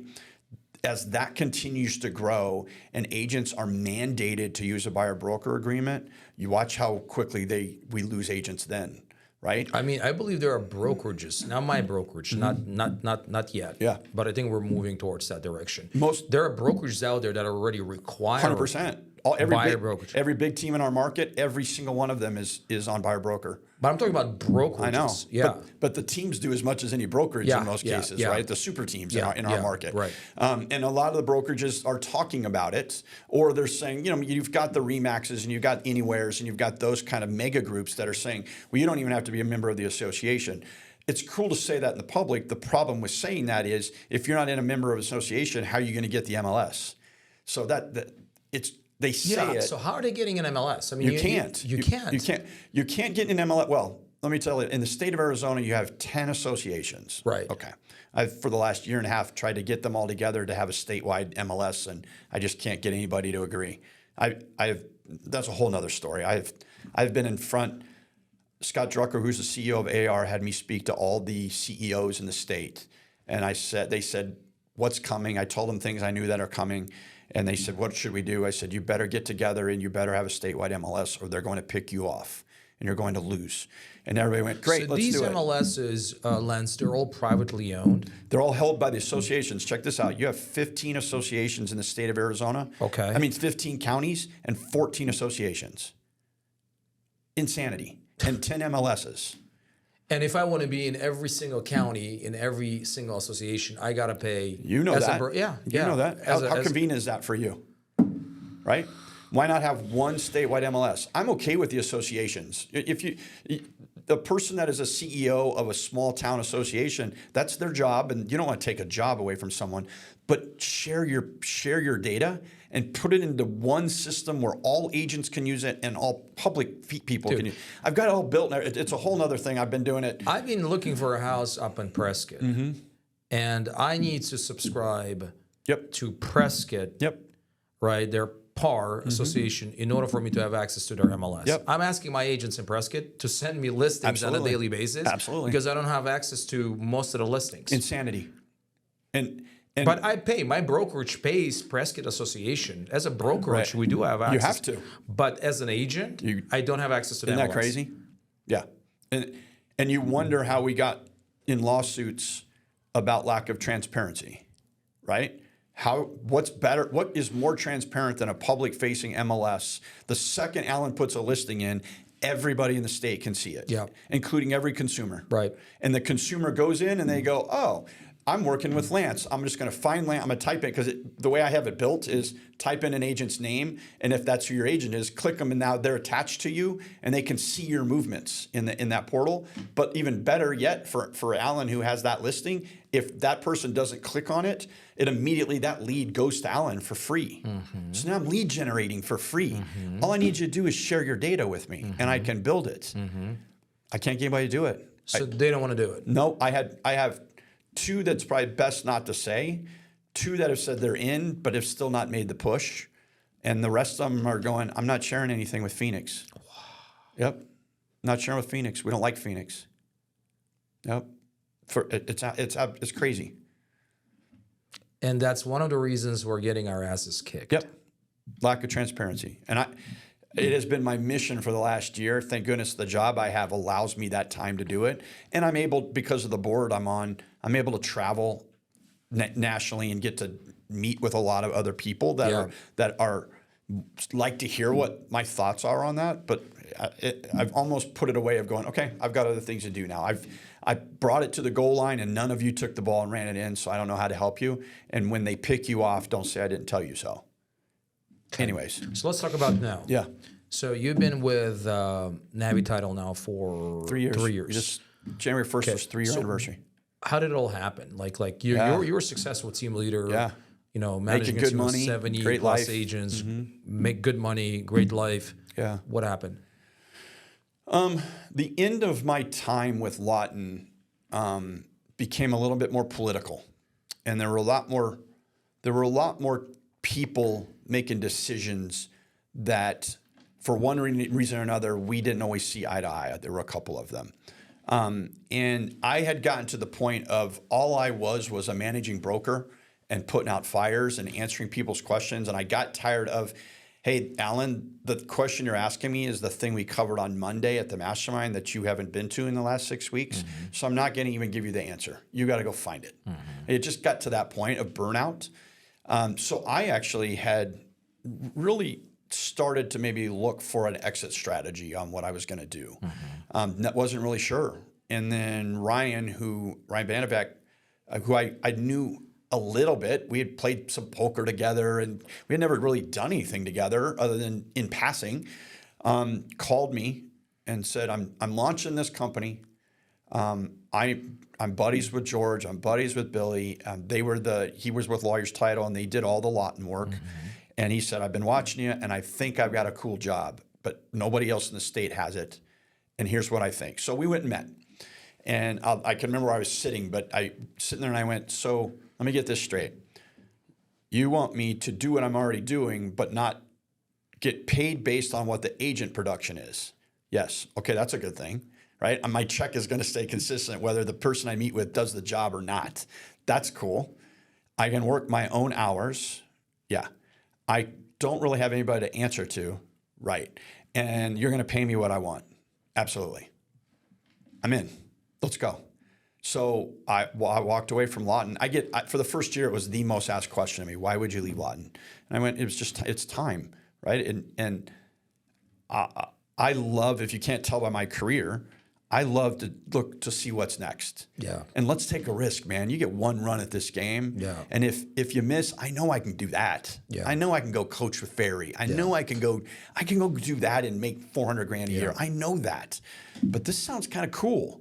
And now that I get outside of the bubble, let's see how this goes. And now I'm on the board, and maybe that might help a little bit with maybe getting us some business. Yeah. So the first 4 months, we didn't even go. We had me, Ryan, a title guy, and Ryan's sister were only people that were in the company. Tanya, yeah. and his mom. We were only like 5 people in the company for the first 3-4 months, and he wouldn't let me go out ever because we didn't have anybody to do the work, and we didn't have any sales reps.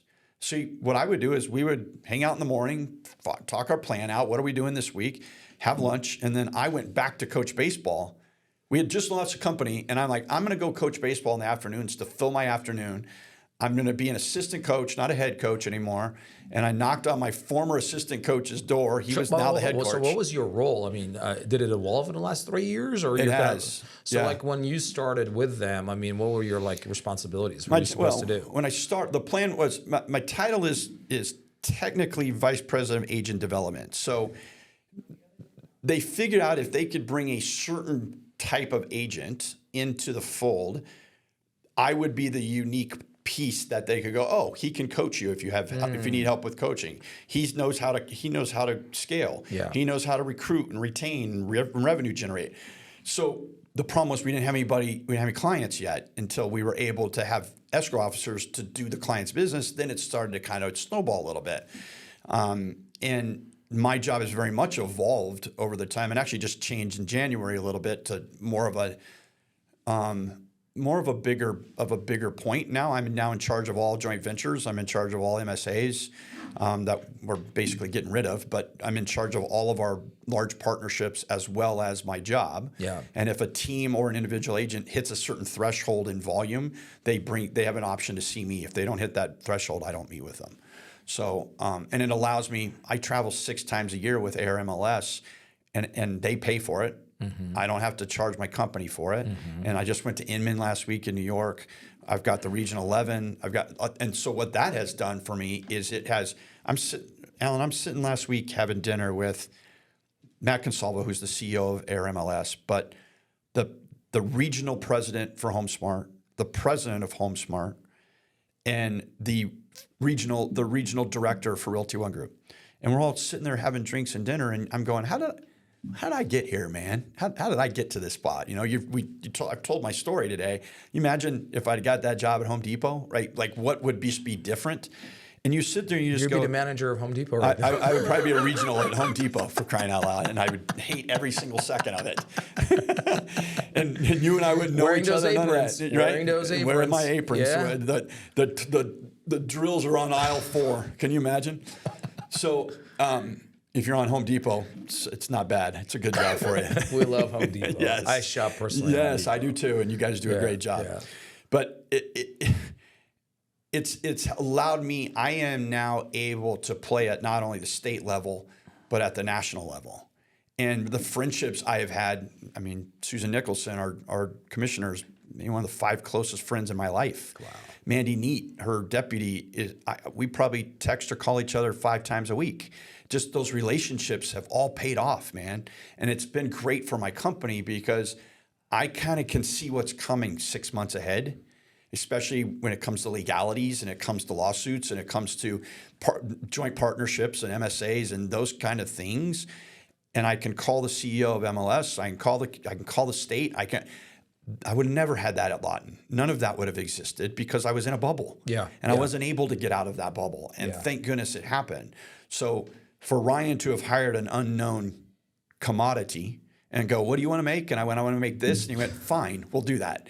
For that to happen and still grow exponentially. I've grown more in 3 years than I've grown in the 18 before it. And it's not even close. Yeah, because you're in the rooms now with people that are doing it on a completely different level. I'm not dealing with agents all day. I'm dealing with Allens.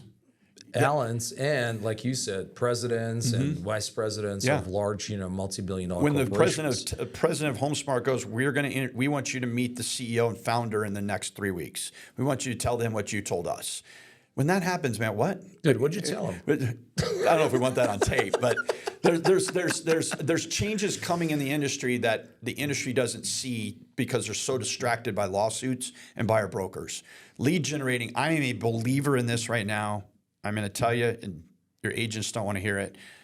I am a huge believer, and I can tell you because of who's going to be in charge of the lead generating in our country is what you were getting $15,000 for last year, expect to get $5,000 for in the next 3 years. I think that's how much compression is going to happen. You're talking about commission. Yeah, commission compression. Lead generating is going to dry up, and you're going to have 5 or 6 super groups that run the majority of the lead generating in our country. So one of them is Zillow. Mm-hmm. Then you have Homes.com. Yeah. Realtor.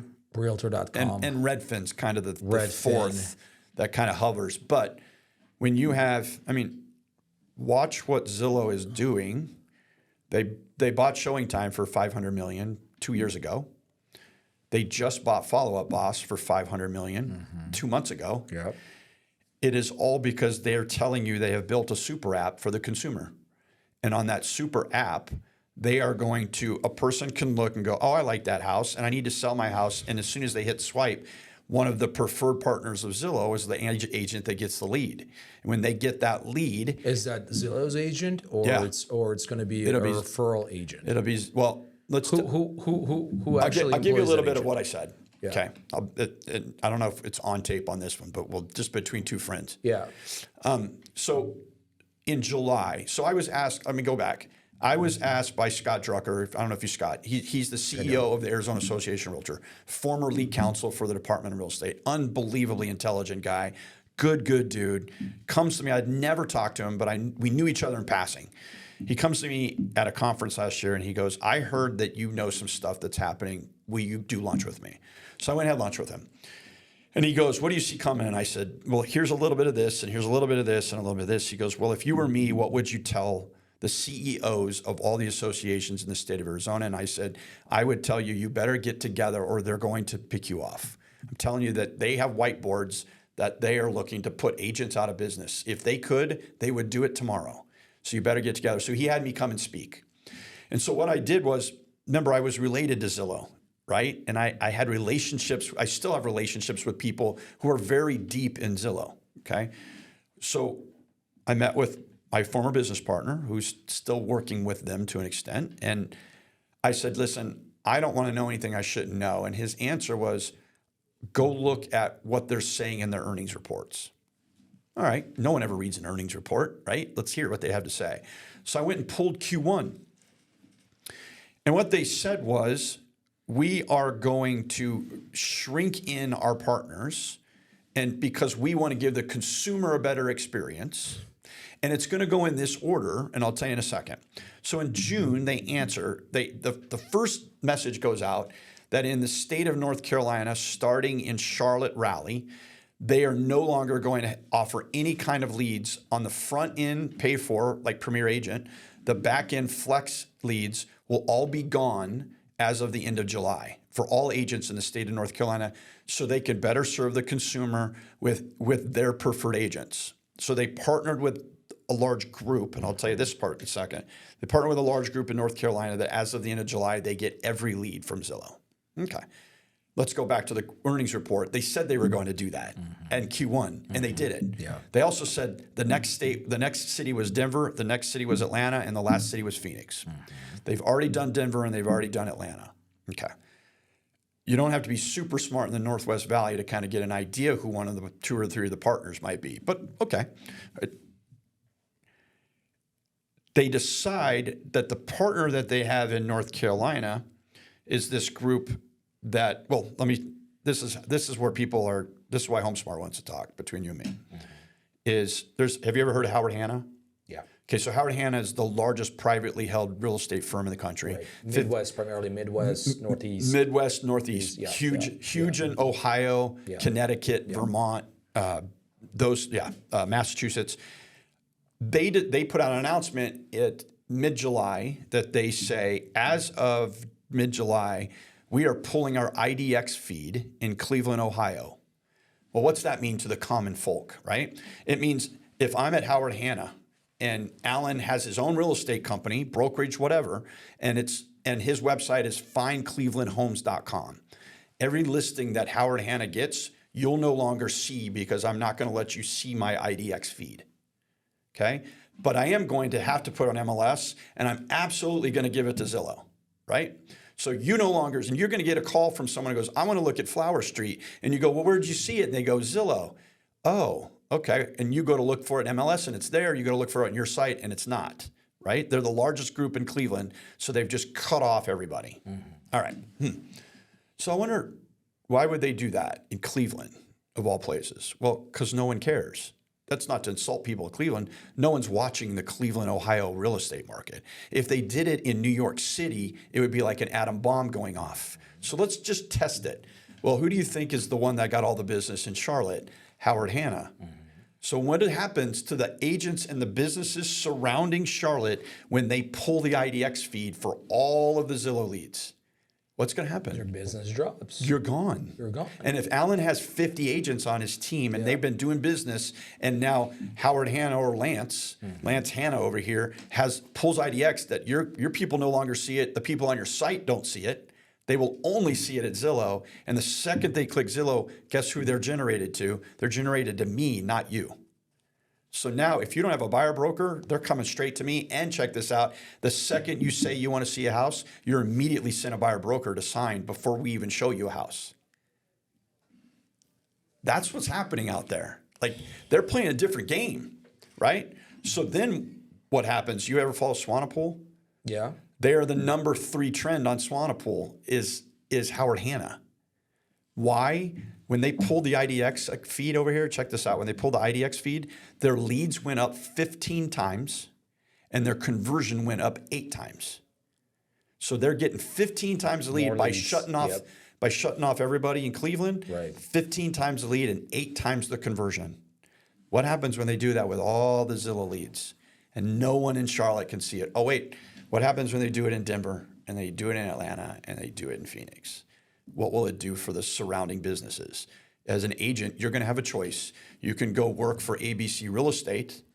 And by the way, no one's told me this. This is just me reading. Yeah. You can go work for a large. I can go if I work for ABC. I work for ABC Real Estate right now, and I'm getting leads from Zillow. Yeah. And all of a sudden they're gone. Yeah. I now have a choice. I may have never learned how to do open houses or Sphere or Farm. This goes back to our original conversation. Or I can go join the team that has the leads that I no longer have to pay for. I just have to give up the referral fee for it.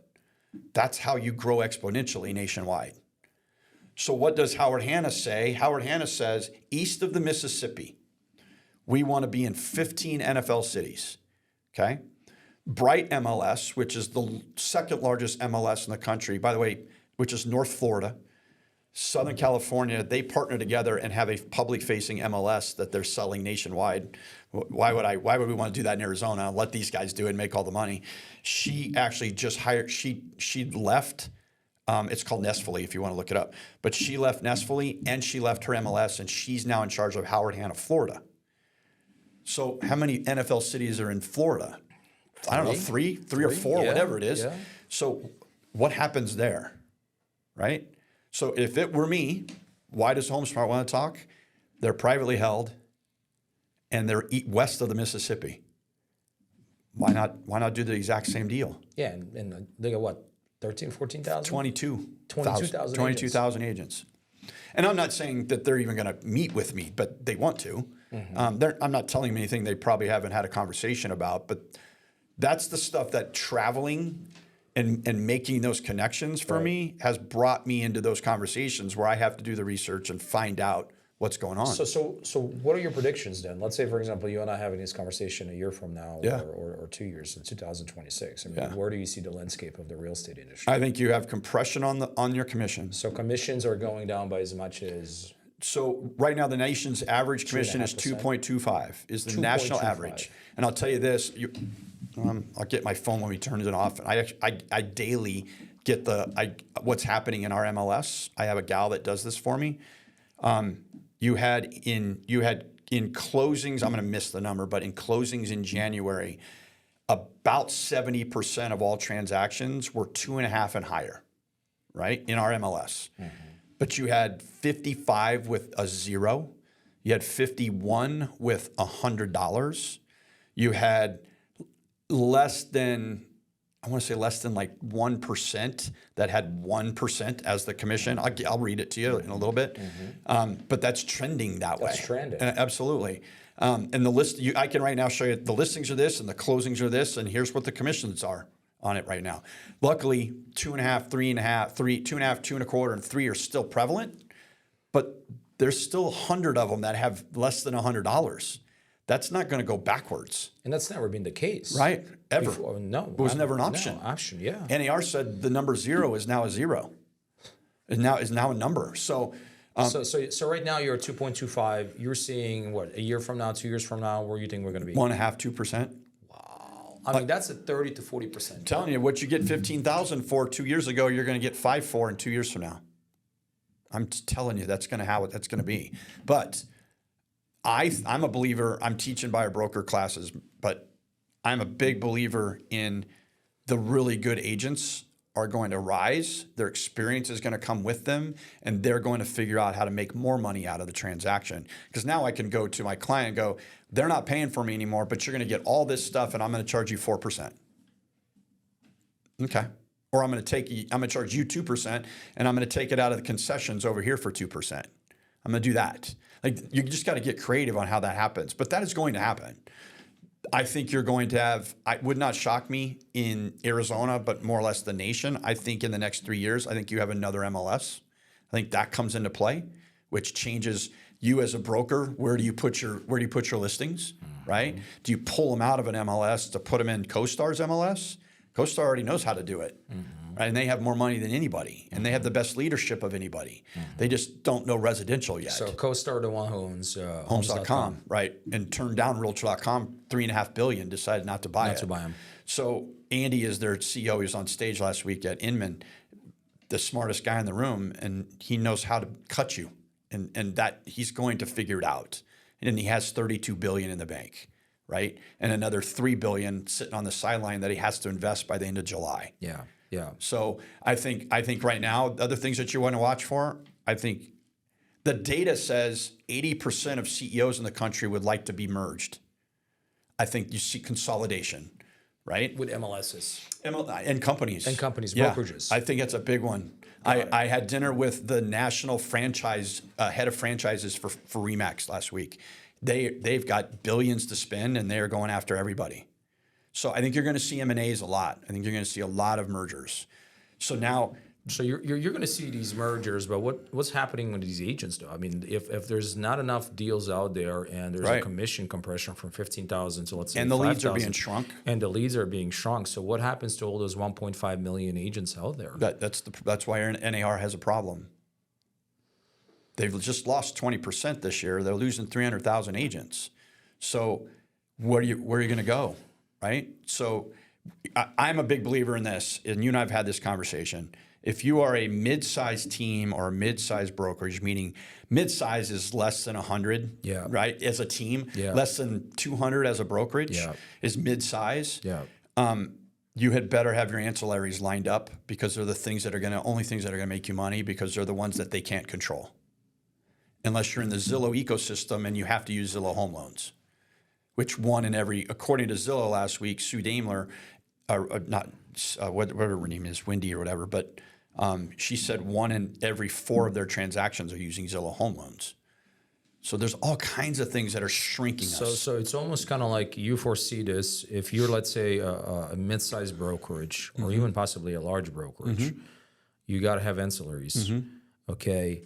And the way you feed those ancillaries is have agents. And even though there's a commission compression, most likely those agents will pay less and less to the brokerage.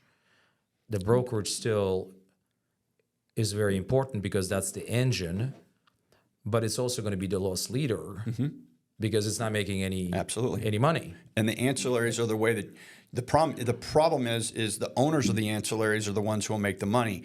Paying that ancillary money out and back to the agents is where you get in trouble. That's the RESPA situation.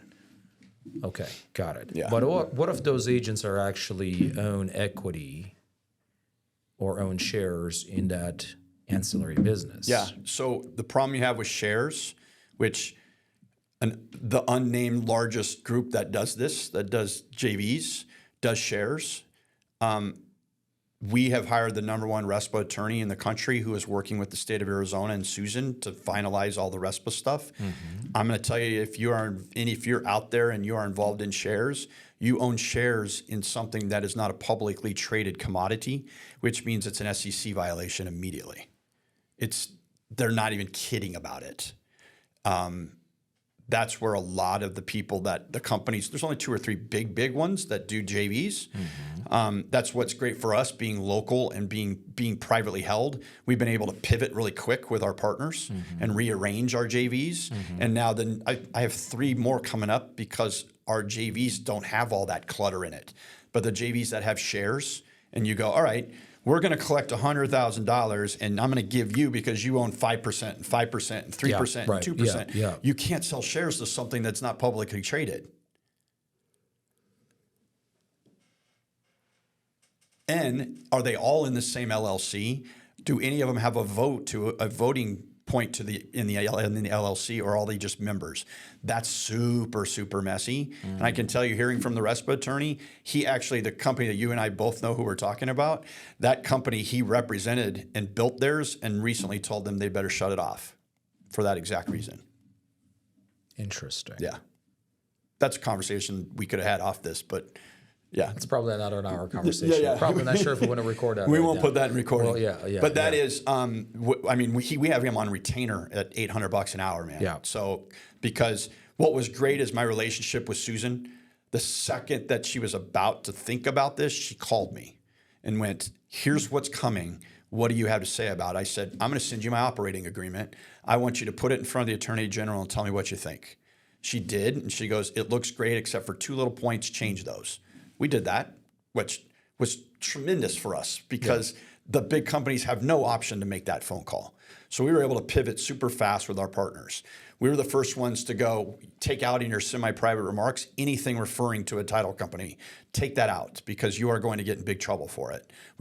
All of our partners took that out and our capture rate went up. So that's going on. So hold on. In the semi-private remarks in the MLS, you got to remove anything that has to do with I'm the going to title. tell you as a friend that if it's in there right now, you could get a letter from attorney by Monday. Wow. There is a very large red, white, and blue balloon down the street from us on 67th Avenue. He got his letter. So advice as a friend, get it out. Gotcha. Because and now here's 2 sides to it. It's a RESPA violation because you're not. Why do I have to go to the one that you're forcing me to? Please use this one. Yeah. Right. I thought that the buyer had the option. Yeah. Right. So that's a problem. The state looks at it this way. The ADRE looks at it like, okay, Alan, you can put that in there, but you had better have your ABAs and all of your business affiliations in the documents tab. And if you don't, that's too late. Get me? Mm-hmm. So now if you don't have that signed, and by the way, she wants it signed by the seller and the buyer. So you had better have your business affiliation with your partner in that documents tab, and that documents tab had better be signed by the buyers as well when they send over their paperwork. And when your agent gets that signed, it had better not be at anything other than agency. Once the read is signed, that had better be signed right in time with it. Right. Now, RESPA is saying this down here is a problem for you. And the AG is saying, if you're putting it in there. Even if, let's say, you say that the seller asks or prefers or please use ABC title, whatever it is, you're saying that it's a problem. It's a problem that's steering. Even though you're not mandating, you're not requiring, you're not telling them you got to use my. But let's be honest. Most of those people who are putting that in there are countering back with it if you didn't put it in there. So if you don't counter it out. Right, if they don't counter, but the majority of them are going, yeah, especially if I own shares. Right. Right, and so it's exactly a RESPA violation. There's every big partner we have, and we're at almost 8% market share. Every big partner we have, every one of them has it out. And my capture rate's gone up. And I'm telling you as a friend, get it out of semi-privates or you're going to get a letter. Interesting. Okay. Yes. And they are sending letters as of January 1st. And if I told you the names of the people who got them, you go, there's not one on there I don't know. Yeah. Friend to friend for that one. All right. Yeah. I'm going to remove Or it. you could change to local company and be super happy and we'd get you taken care of. I mean, we could do that. All right, man. Awesome. All right. So what's next for you, man? Like you and I having this conversation 5 years from now. Man. Like 2029? I always want to retire at 55. It's always been my goal. My dad retired at 55. So you have another what? I got 2 years. 2 years. I'll turn 53 in March. I mean, I don't You're know. like, what are you going to do? What are you going to do? I mean, what do you like? What's a retirement? Right. Like, So I have committed to extend that with my company. I was asked to and committed to extend that. And with the growth of where we're going and the other cities we're moving into. How many cities are you guys moving into? We go to Dallas this year. That'll be next. And then Denver will be behind it. So you're going national. Yeah. Some good opportunities, some good partners that we already have that will be there. You guys doing JVs there as well? We will, yeah, for sure. Okay. Yeah. And we're super, I told you I'm in charge of them now, but we're super tight on who we do that with because I am proud of the fact that there's one that you would know their name that we just picked up yesterday, about 180 agents. He called Susan directly and went, I'm thinking of partnering with Navi and the JV. What do you think? And she said, they're the best ones out there in terms of it. So go for it. So that solidifies that. We're not going to have that play in Dallas, but our partners are going out there. We have a couple of partners that are going into the Dallas market that will go with them that we already have JVs. Yeah. So, and then my job in Dallas will be to grow the partnerships around there, hopefully find another me that can run the Dallas area. And then I start to do the M&As and the not the M&As, but the JV stuff. JV stuff. Yeah, and we're eliminating MSAs. I mean, they're MSAs. I mean, They're just ticking bombs, or what? you got big ones. You got big companies that are getting big letters right now for, hey, how come you're giving Alan $2,000 a month for his podcast that he did your podcast? For the record, nobody's giving me $2,000 for the podcast. I wish that would be the case, and but for the that's record, not the case. When do I get my $2,000, Alan? That's all I'm hearing. Do I get this in cash? No.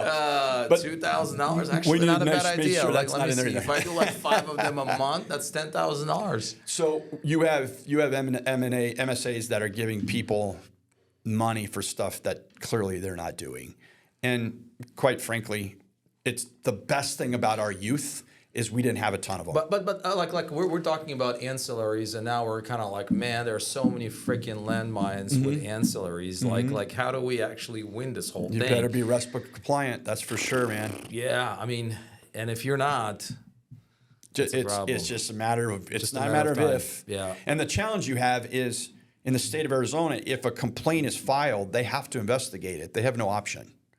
So like we do it like I started with us a couple things. When an agent does a transaction with Navi, we will send a gift to that client for the next 12 months with that agent's branding for free, right? So you sold a house to the Brown family. I'm going to send the Brown family a gift that's from a small business within 5 miles of the house that they bought for the next 12 months with your brand on it, saying, here's another gift from Alan. yeah.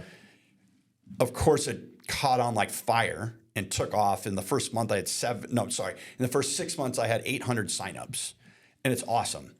Well, when you get to do that, other companies complain, right? So the commissioner calls you and she goes, hey, so about this gifting company, we hear you're giving away gift cards. Well, no, that's not what we're doing. We're giving away a gift, like a coupon for the Smith family moved to around down the street from the new house they moved to is a coffee shop, and we're giving them a 10% off coupon or a 50% off coupon or whatever. On behalf of the agent. On behalf of the agent, that's the RESPA violation. That's the RESPA violation. Yep. So we fixed it, which is, again, having that relationship allows her to go fix it. And I had it fixed within a day. So now what we do is we no longer send it with their branding. We send it with our branding as a gift, but clearly that communication still happens. Right. But the problem is there was a complaint filed. Fidelity filed a complaint on us for it, and we answered it. So, and if they knew what we paid for it, they would vomit what a great deal it is for us that we do this. And on the front end, I now have a full nationwide concierge service that if your seller or your buyer is moving, they hook up with this concierge service and they take care of all the moving for them. Changing their utilities, turning them on, turning them off, getting them a mover. If they need a landscaper, if they need all that stuff's in this, and that's all free. Is that a move? Something called company? What's the name of that company? It's called Live Easy, is what it's called. Okay. Yeah. All right. Just another partnership through a friend of a friend, and that's kind of grown. Yeah. We had 51 people sign up for it in January, which is awesome because we've only done it 2 months. But that's not a RESPA violation. Why? Because I'm not doing it on anybody's behalf. We're just giving it direct to the consumer, right? The consumer has to opt in, but once they opt in, it's a $400 service for free. So those are just little landmines that you go, okay, to your point, all right, I just got to figure out how to manage it, right? If the JV isn't clean, I just got to figure out how to clean it up as quick as possible. All right. So 5 years from now. Yeah.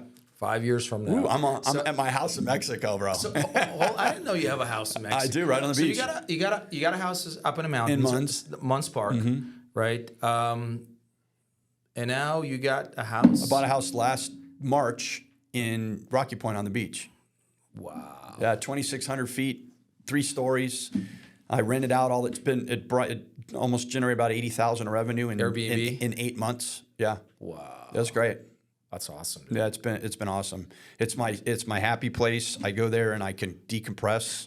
I don't know. I mean, the last time I've been to Rocky Point was like maybe, I don't know, like 8 or 9 years ago, 10 years ago. Man, I just do not enjoy the road going there or coming back. Okay. Maybe sense. I don't know. Things changed maybe, I don't know, last 10 years or so. I don't know. I mean, I love it. It's an easy drive. Is it safe there? Absolutely. Yeah? And I mean, it's not like cartels not there. Everybody understands they're not walking the streets shooting people because they need that revenue, right? the Americans bring in so much revenue to that city Yeah. that they leave you alone, quite frankly. Yeah. And yet, I mean, it's just, I'll be honest, I feel safer there than I would be walking South Phoenix. 100%. Not even close. And at 1 o'clock in the morning, no one's messing with you there. You own something there and they make money So off you. you own property there. I do. So they allow you to purchase a property. I did, but you don't own the land, Okay. but I own the building. So you own the building. Got it. And same thing, mortgage or You got it. You can't do a mortgage there You cannot unless do a you're a mortgage resident. there. You're okay. I'm 2 years away from my residency. I'm 1 year in. Okay. Trying to learn Spanish, doing all that too. I was going to learn Spanish by the end of April. That's my goal. So that's another little funky thing I've got going on in my life that drives me insane. But yeah, what people don't realize. I actually put on a seminar for it. Is I own part of an island in Belize. So when you buy international, you're not necessarily buying the asset. You're buying the LLC that owns the asset. So when I bought my house in Rocky Point, my money never went to Mexico. My money went from my bank to their bank in Carefree. And I bought their LLC. The LLC has the house in it. So give me a story. So you know the house next to me, the basement home. Yeah. Okay. That went up for sale because they had a death and they left like super fast. You were already probably gone. Yeah. And The elderly couple. She wasn't a. No, that's the one next to you, or that's on the corner that's been for sale for like the last 8 months. One of them passed, if not both, and they just pulled that house off the market. They canceled it like yesterday. Who, across the street from you? You know the little old couple on the corner? Yeah, she had a wheelchair bound. Yep. Yeah. Yeah. So they had an estate sale, so someone passed. Oh. But the house next to me is a basement home. To the right. If you're looking at my house, to the right. Okay, yeah, got right it. on the corner. Yeah. So that house went up for like it was like $875 or something like that. And I called the agent and was like, listen, it's worth like maybe 800. It's all base, it's all everything. So I was negotiating to possibly buy it and do what you do and just go, all right, I'm going to rent a house in here. It's a basement home. Yeah. But it's going to cost me 800 and it's going to cost me another 40 to clean it and fix it, and it's going to cost me another 60 to decorate it and put furniture in it. Now we're like at I'm at $1 million. Yeah, I'm at $1 million property. Yeah. And what are my property taxes? What are my HOA? And oh, by the way, what if Peoria raises their hand and goes, no more of those? I'm in Mexico on New Year's Eve last year. Went down there with my girlfriend, her daughter, and my daughter, and I see a little piece of paper and it says this house is for sale. And I call my buddy who's a broker down there. I go, get me into the house, and he didn't think I was serious. And it was on the market for $685. It's 2,800 feet. It's a beautiful home. I'm 40 yards from the water. You're like on the beach. Private beach. So there's like, if this is the water, there's like a house, and me. Okay. But I can see over. I have 360-degree views of everything. Yeah. So it's an unbelievable place. But I call him, and finally he's like, all right, let's go see it. I'll never forget Madison, my daughter, as we're walking in, she goes, man, I hope this house is ugly. And I go, why? She goes, because then you don't have to mess with it. Because if it's nice, you're going to want it. We walked in immediately. I went, uh-oh. This is 2 separate split masters. And they were so diligent. It had never been rented. These people had the sticker for which light switch was each. You ever walk in those houses and immediately you go, oh, these guys are organized. And you know everything's perfect in here. That house was immaculate. It was listed for $685. I go, tell him I'll give him $600. He goes, I'm not going to present that to them. I know the guy. He's a friend. I go, tell him $600. Oh, by the way, tell him I want everything in the house too. It's New Year's Eve. You've been on the market for 30 days. You want to sell. You're motivated. You're not selling in March. You're selling in December, right? So he comes back. We agreed $625. I got they left with their clothes and their golf clubs. And I got a side-by-side in the garage, a 4-seat buggy that I got. I got everything. Who's the seller? Americans? Americans. Older couple from Carefree. Yeah. Cave Creek. Okay, so you bought their LLC. I bought their LLC. And so check that my closing's a $2,000 payment to an attorney because they draw up the documents and change it over. I pay $110 a year for my Wi-Fi. I pay $30 a month for my HOA, and I have 2 guarded gates to get to my house. And they're putting in an indoor pickleball court and a heated pool. And my property taxes, the point is that house that I was talking about with the basement, property taxes on that are $5,700, $5,800. Oh, more than that. Yeah, whatever. More than that. Yeah. $6,000. Yeah. I pay $800 a year in property taxes down there. So I get into it for pennies. So what's the size of the community? How many homes in that There subdivision? are, so I'm unit number 21. I'm right in the middle. So 40. 50, and there's just building one on the beach that's like 2.8 million, and there's two behind me that are 3 stories that are plus million plus. All right, so I'm assuming you pay cash for it, right? I did. Okay, all right. So you pay cash, you buy the LLC, now you have the rights to it. You don't have the rights to the land. Right. Okay, so the plan for you is to just use it here and there, but use it as an income. My plan is in 5 producing years. assets. In 5 years. 5 years, that's where you want to be. In 5 years, I'm going to spend a couple months a year there. I'm going to spend. By then, Madison will be graduated. That's what I'm getting to. Yeah. Then I'm going to spend probably 3 to 4 months a year in an RV driving around the country, just seeing stuff. Yeah. And then I'm going to either be a consultant or a coach one day a week. And it may be for my company. It may be for Tom Ferry. It may be, who knows? But I'll do that once a week to stay in the game and still keep a check going in. Everything I have done is with the target of what's my nut every month need to be. Yeah. For me to do everything I want and never touch any principle of my money. Yeah. So that's what I have built for. Got it. That house you have up north. Yeah. Right. So 2% that's another. rate. Well, you got it there, right? 2% You got it 3 years ago? You got that house 4 years ago? They started That was it. a remodel, right? No, I mean, it's a brand new construction. Oh, it's a brand new They construction. started it the first week of March. COVID hits, and I closed on it on Halloween. And he tried to buy it back for me for $50,000 more than I had just paid him. And you said no. No, I've got, last I checked, almost 400 in equity in 3 years. Yeah. So are you treated as an income producing? Yeah, I'm actually going to put it on the market in March. You're going to sell it? I am. Why? Well, I'm going to try and carry it is what I'm hoping to do. I'm either going to carry it or wrap it with somebody. But that's the plan. If I can't get him to do that, I still like being able to take that money. I wouldn't mind having another place in Mexico at one of the condominiums. I would do that again. It's just that much more lucrative and that much less. It's that much cheaper to get into. It's that much cheaper to get out of. And there's no rules. The only rules I have to follow are Vrbo and Airbnb. And down there they have a place called Mi Casa, which is the Airbnb of Mexico. So I have a lot of renters that come up from Hermosillo and come up from Mexico City. They drive up to Rocky Point and stay there.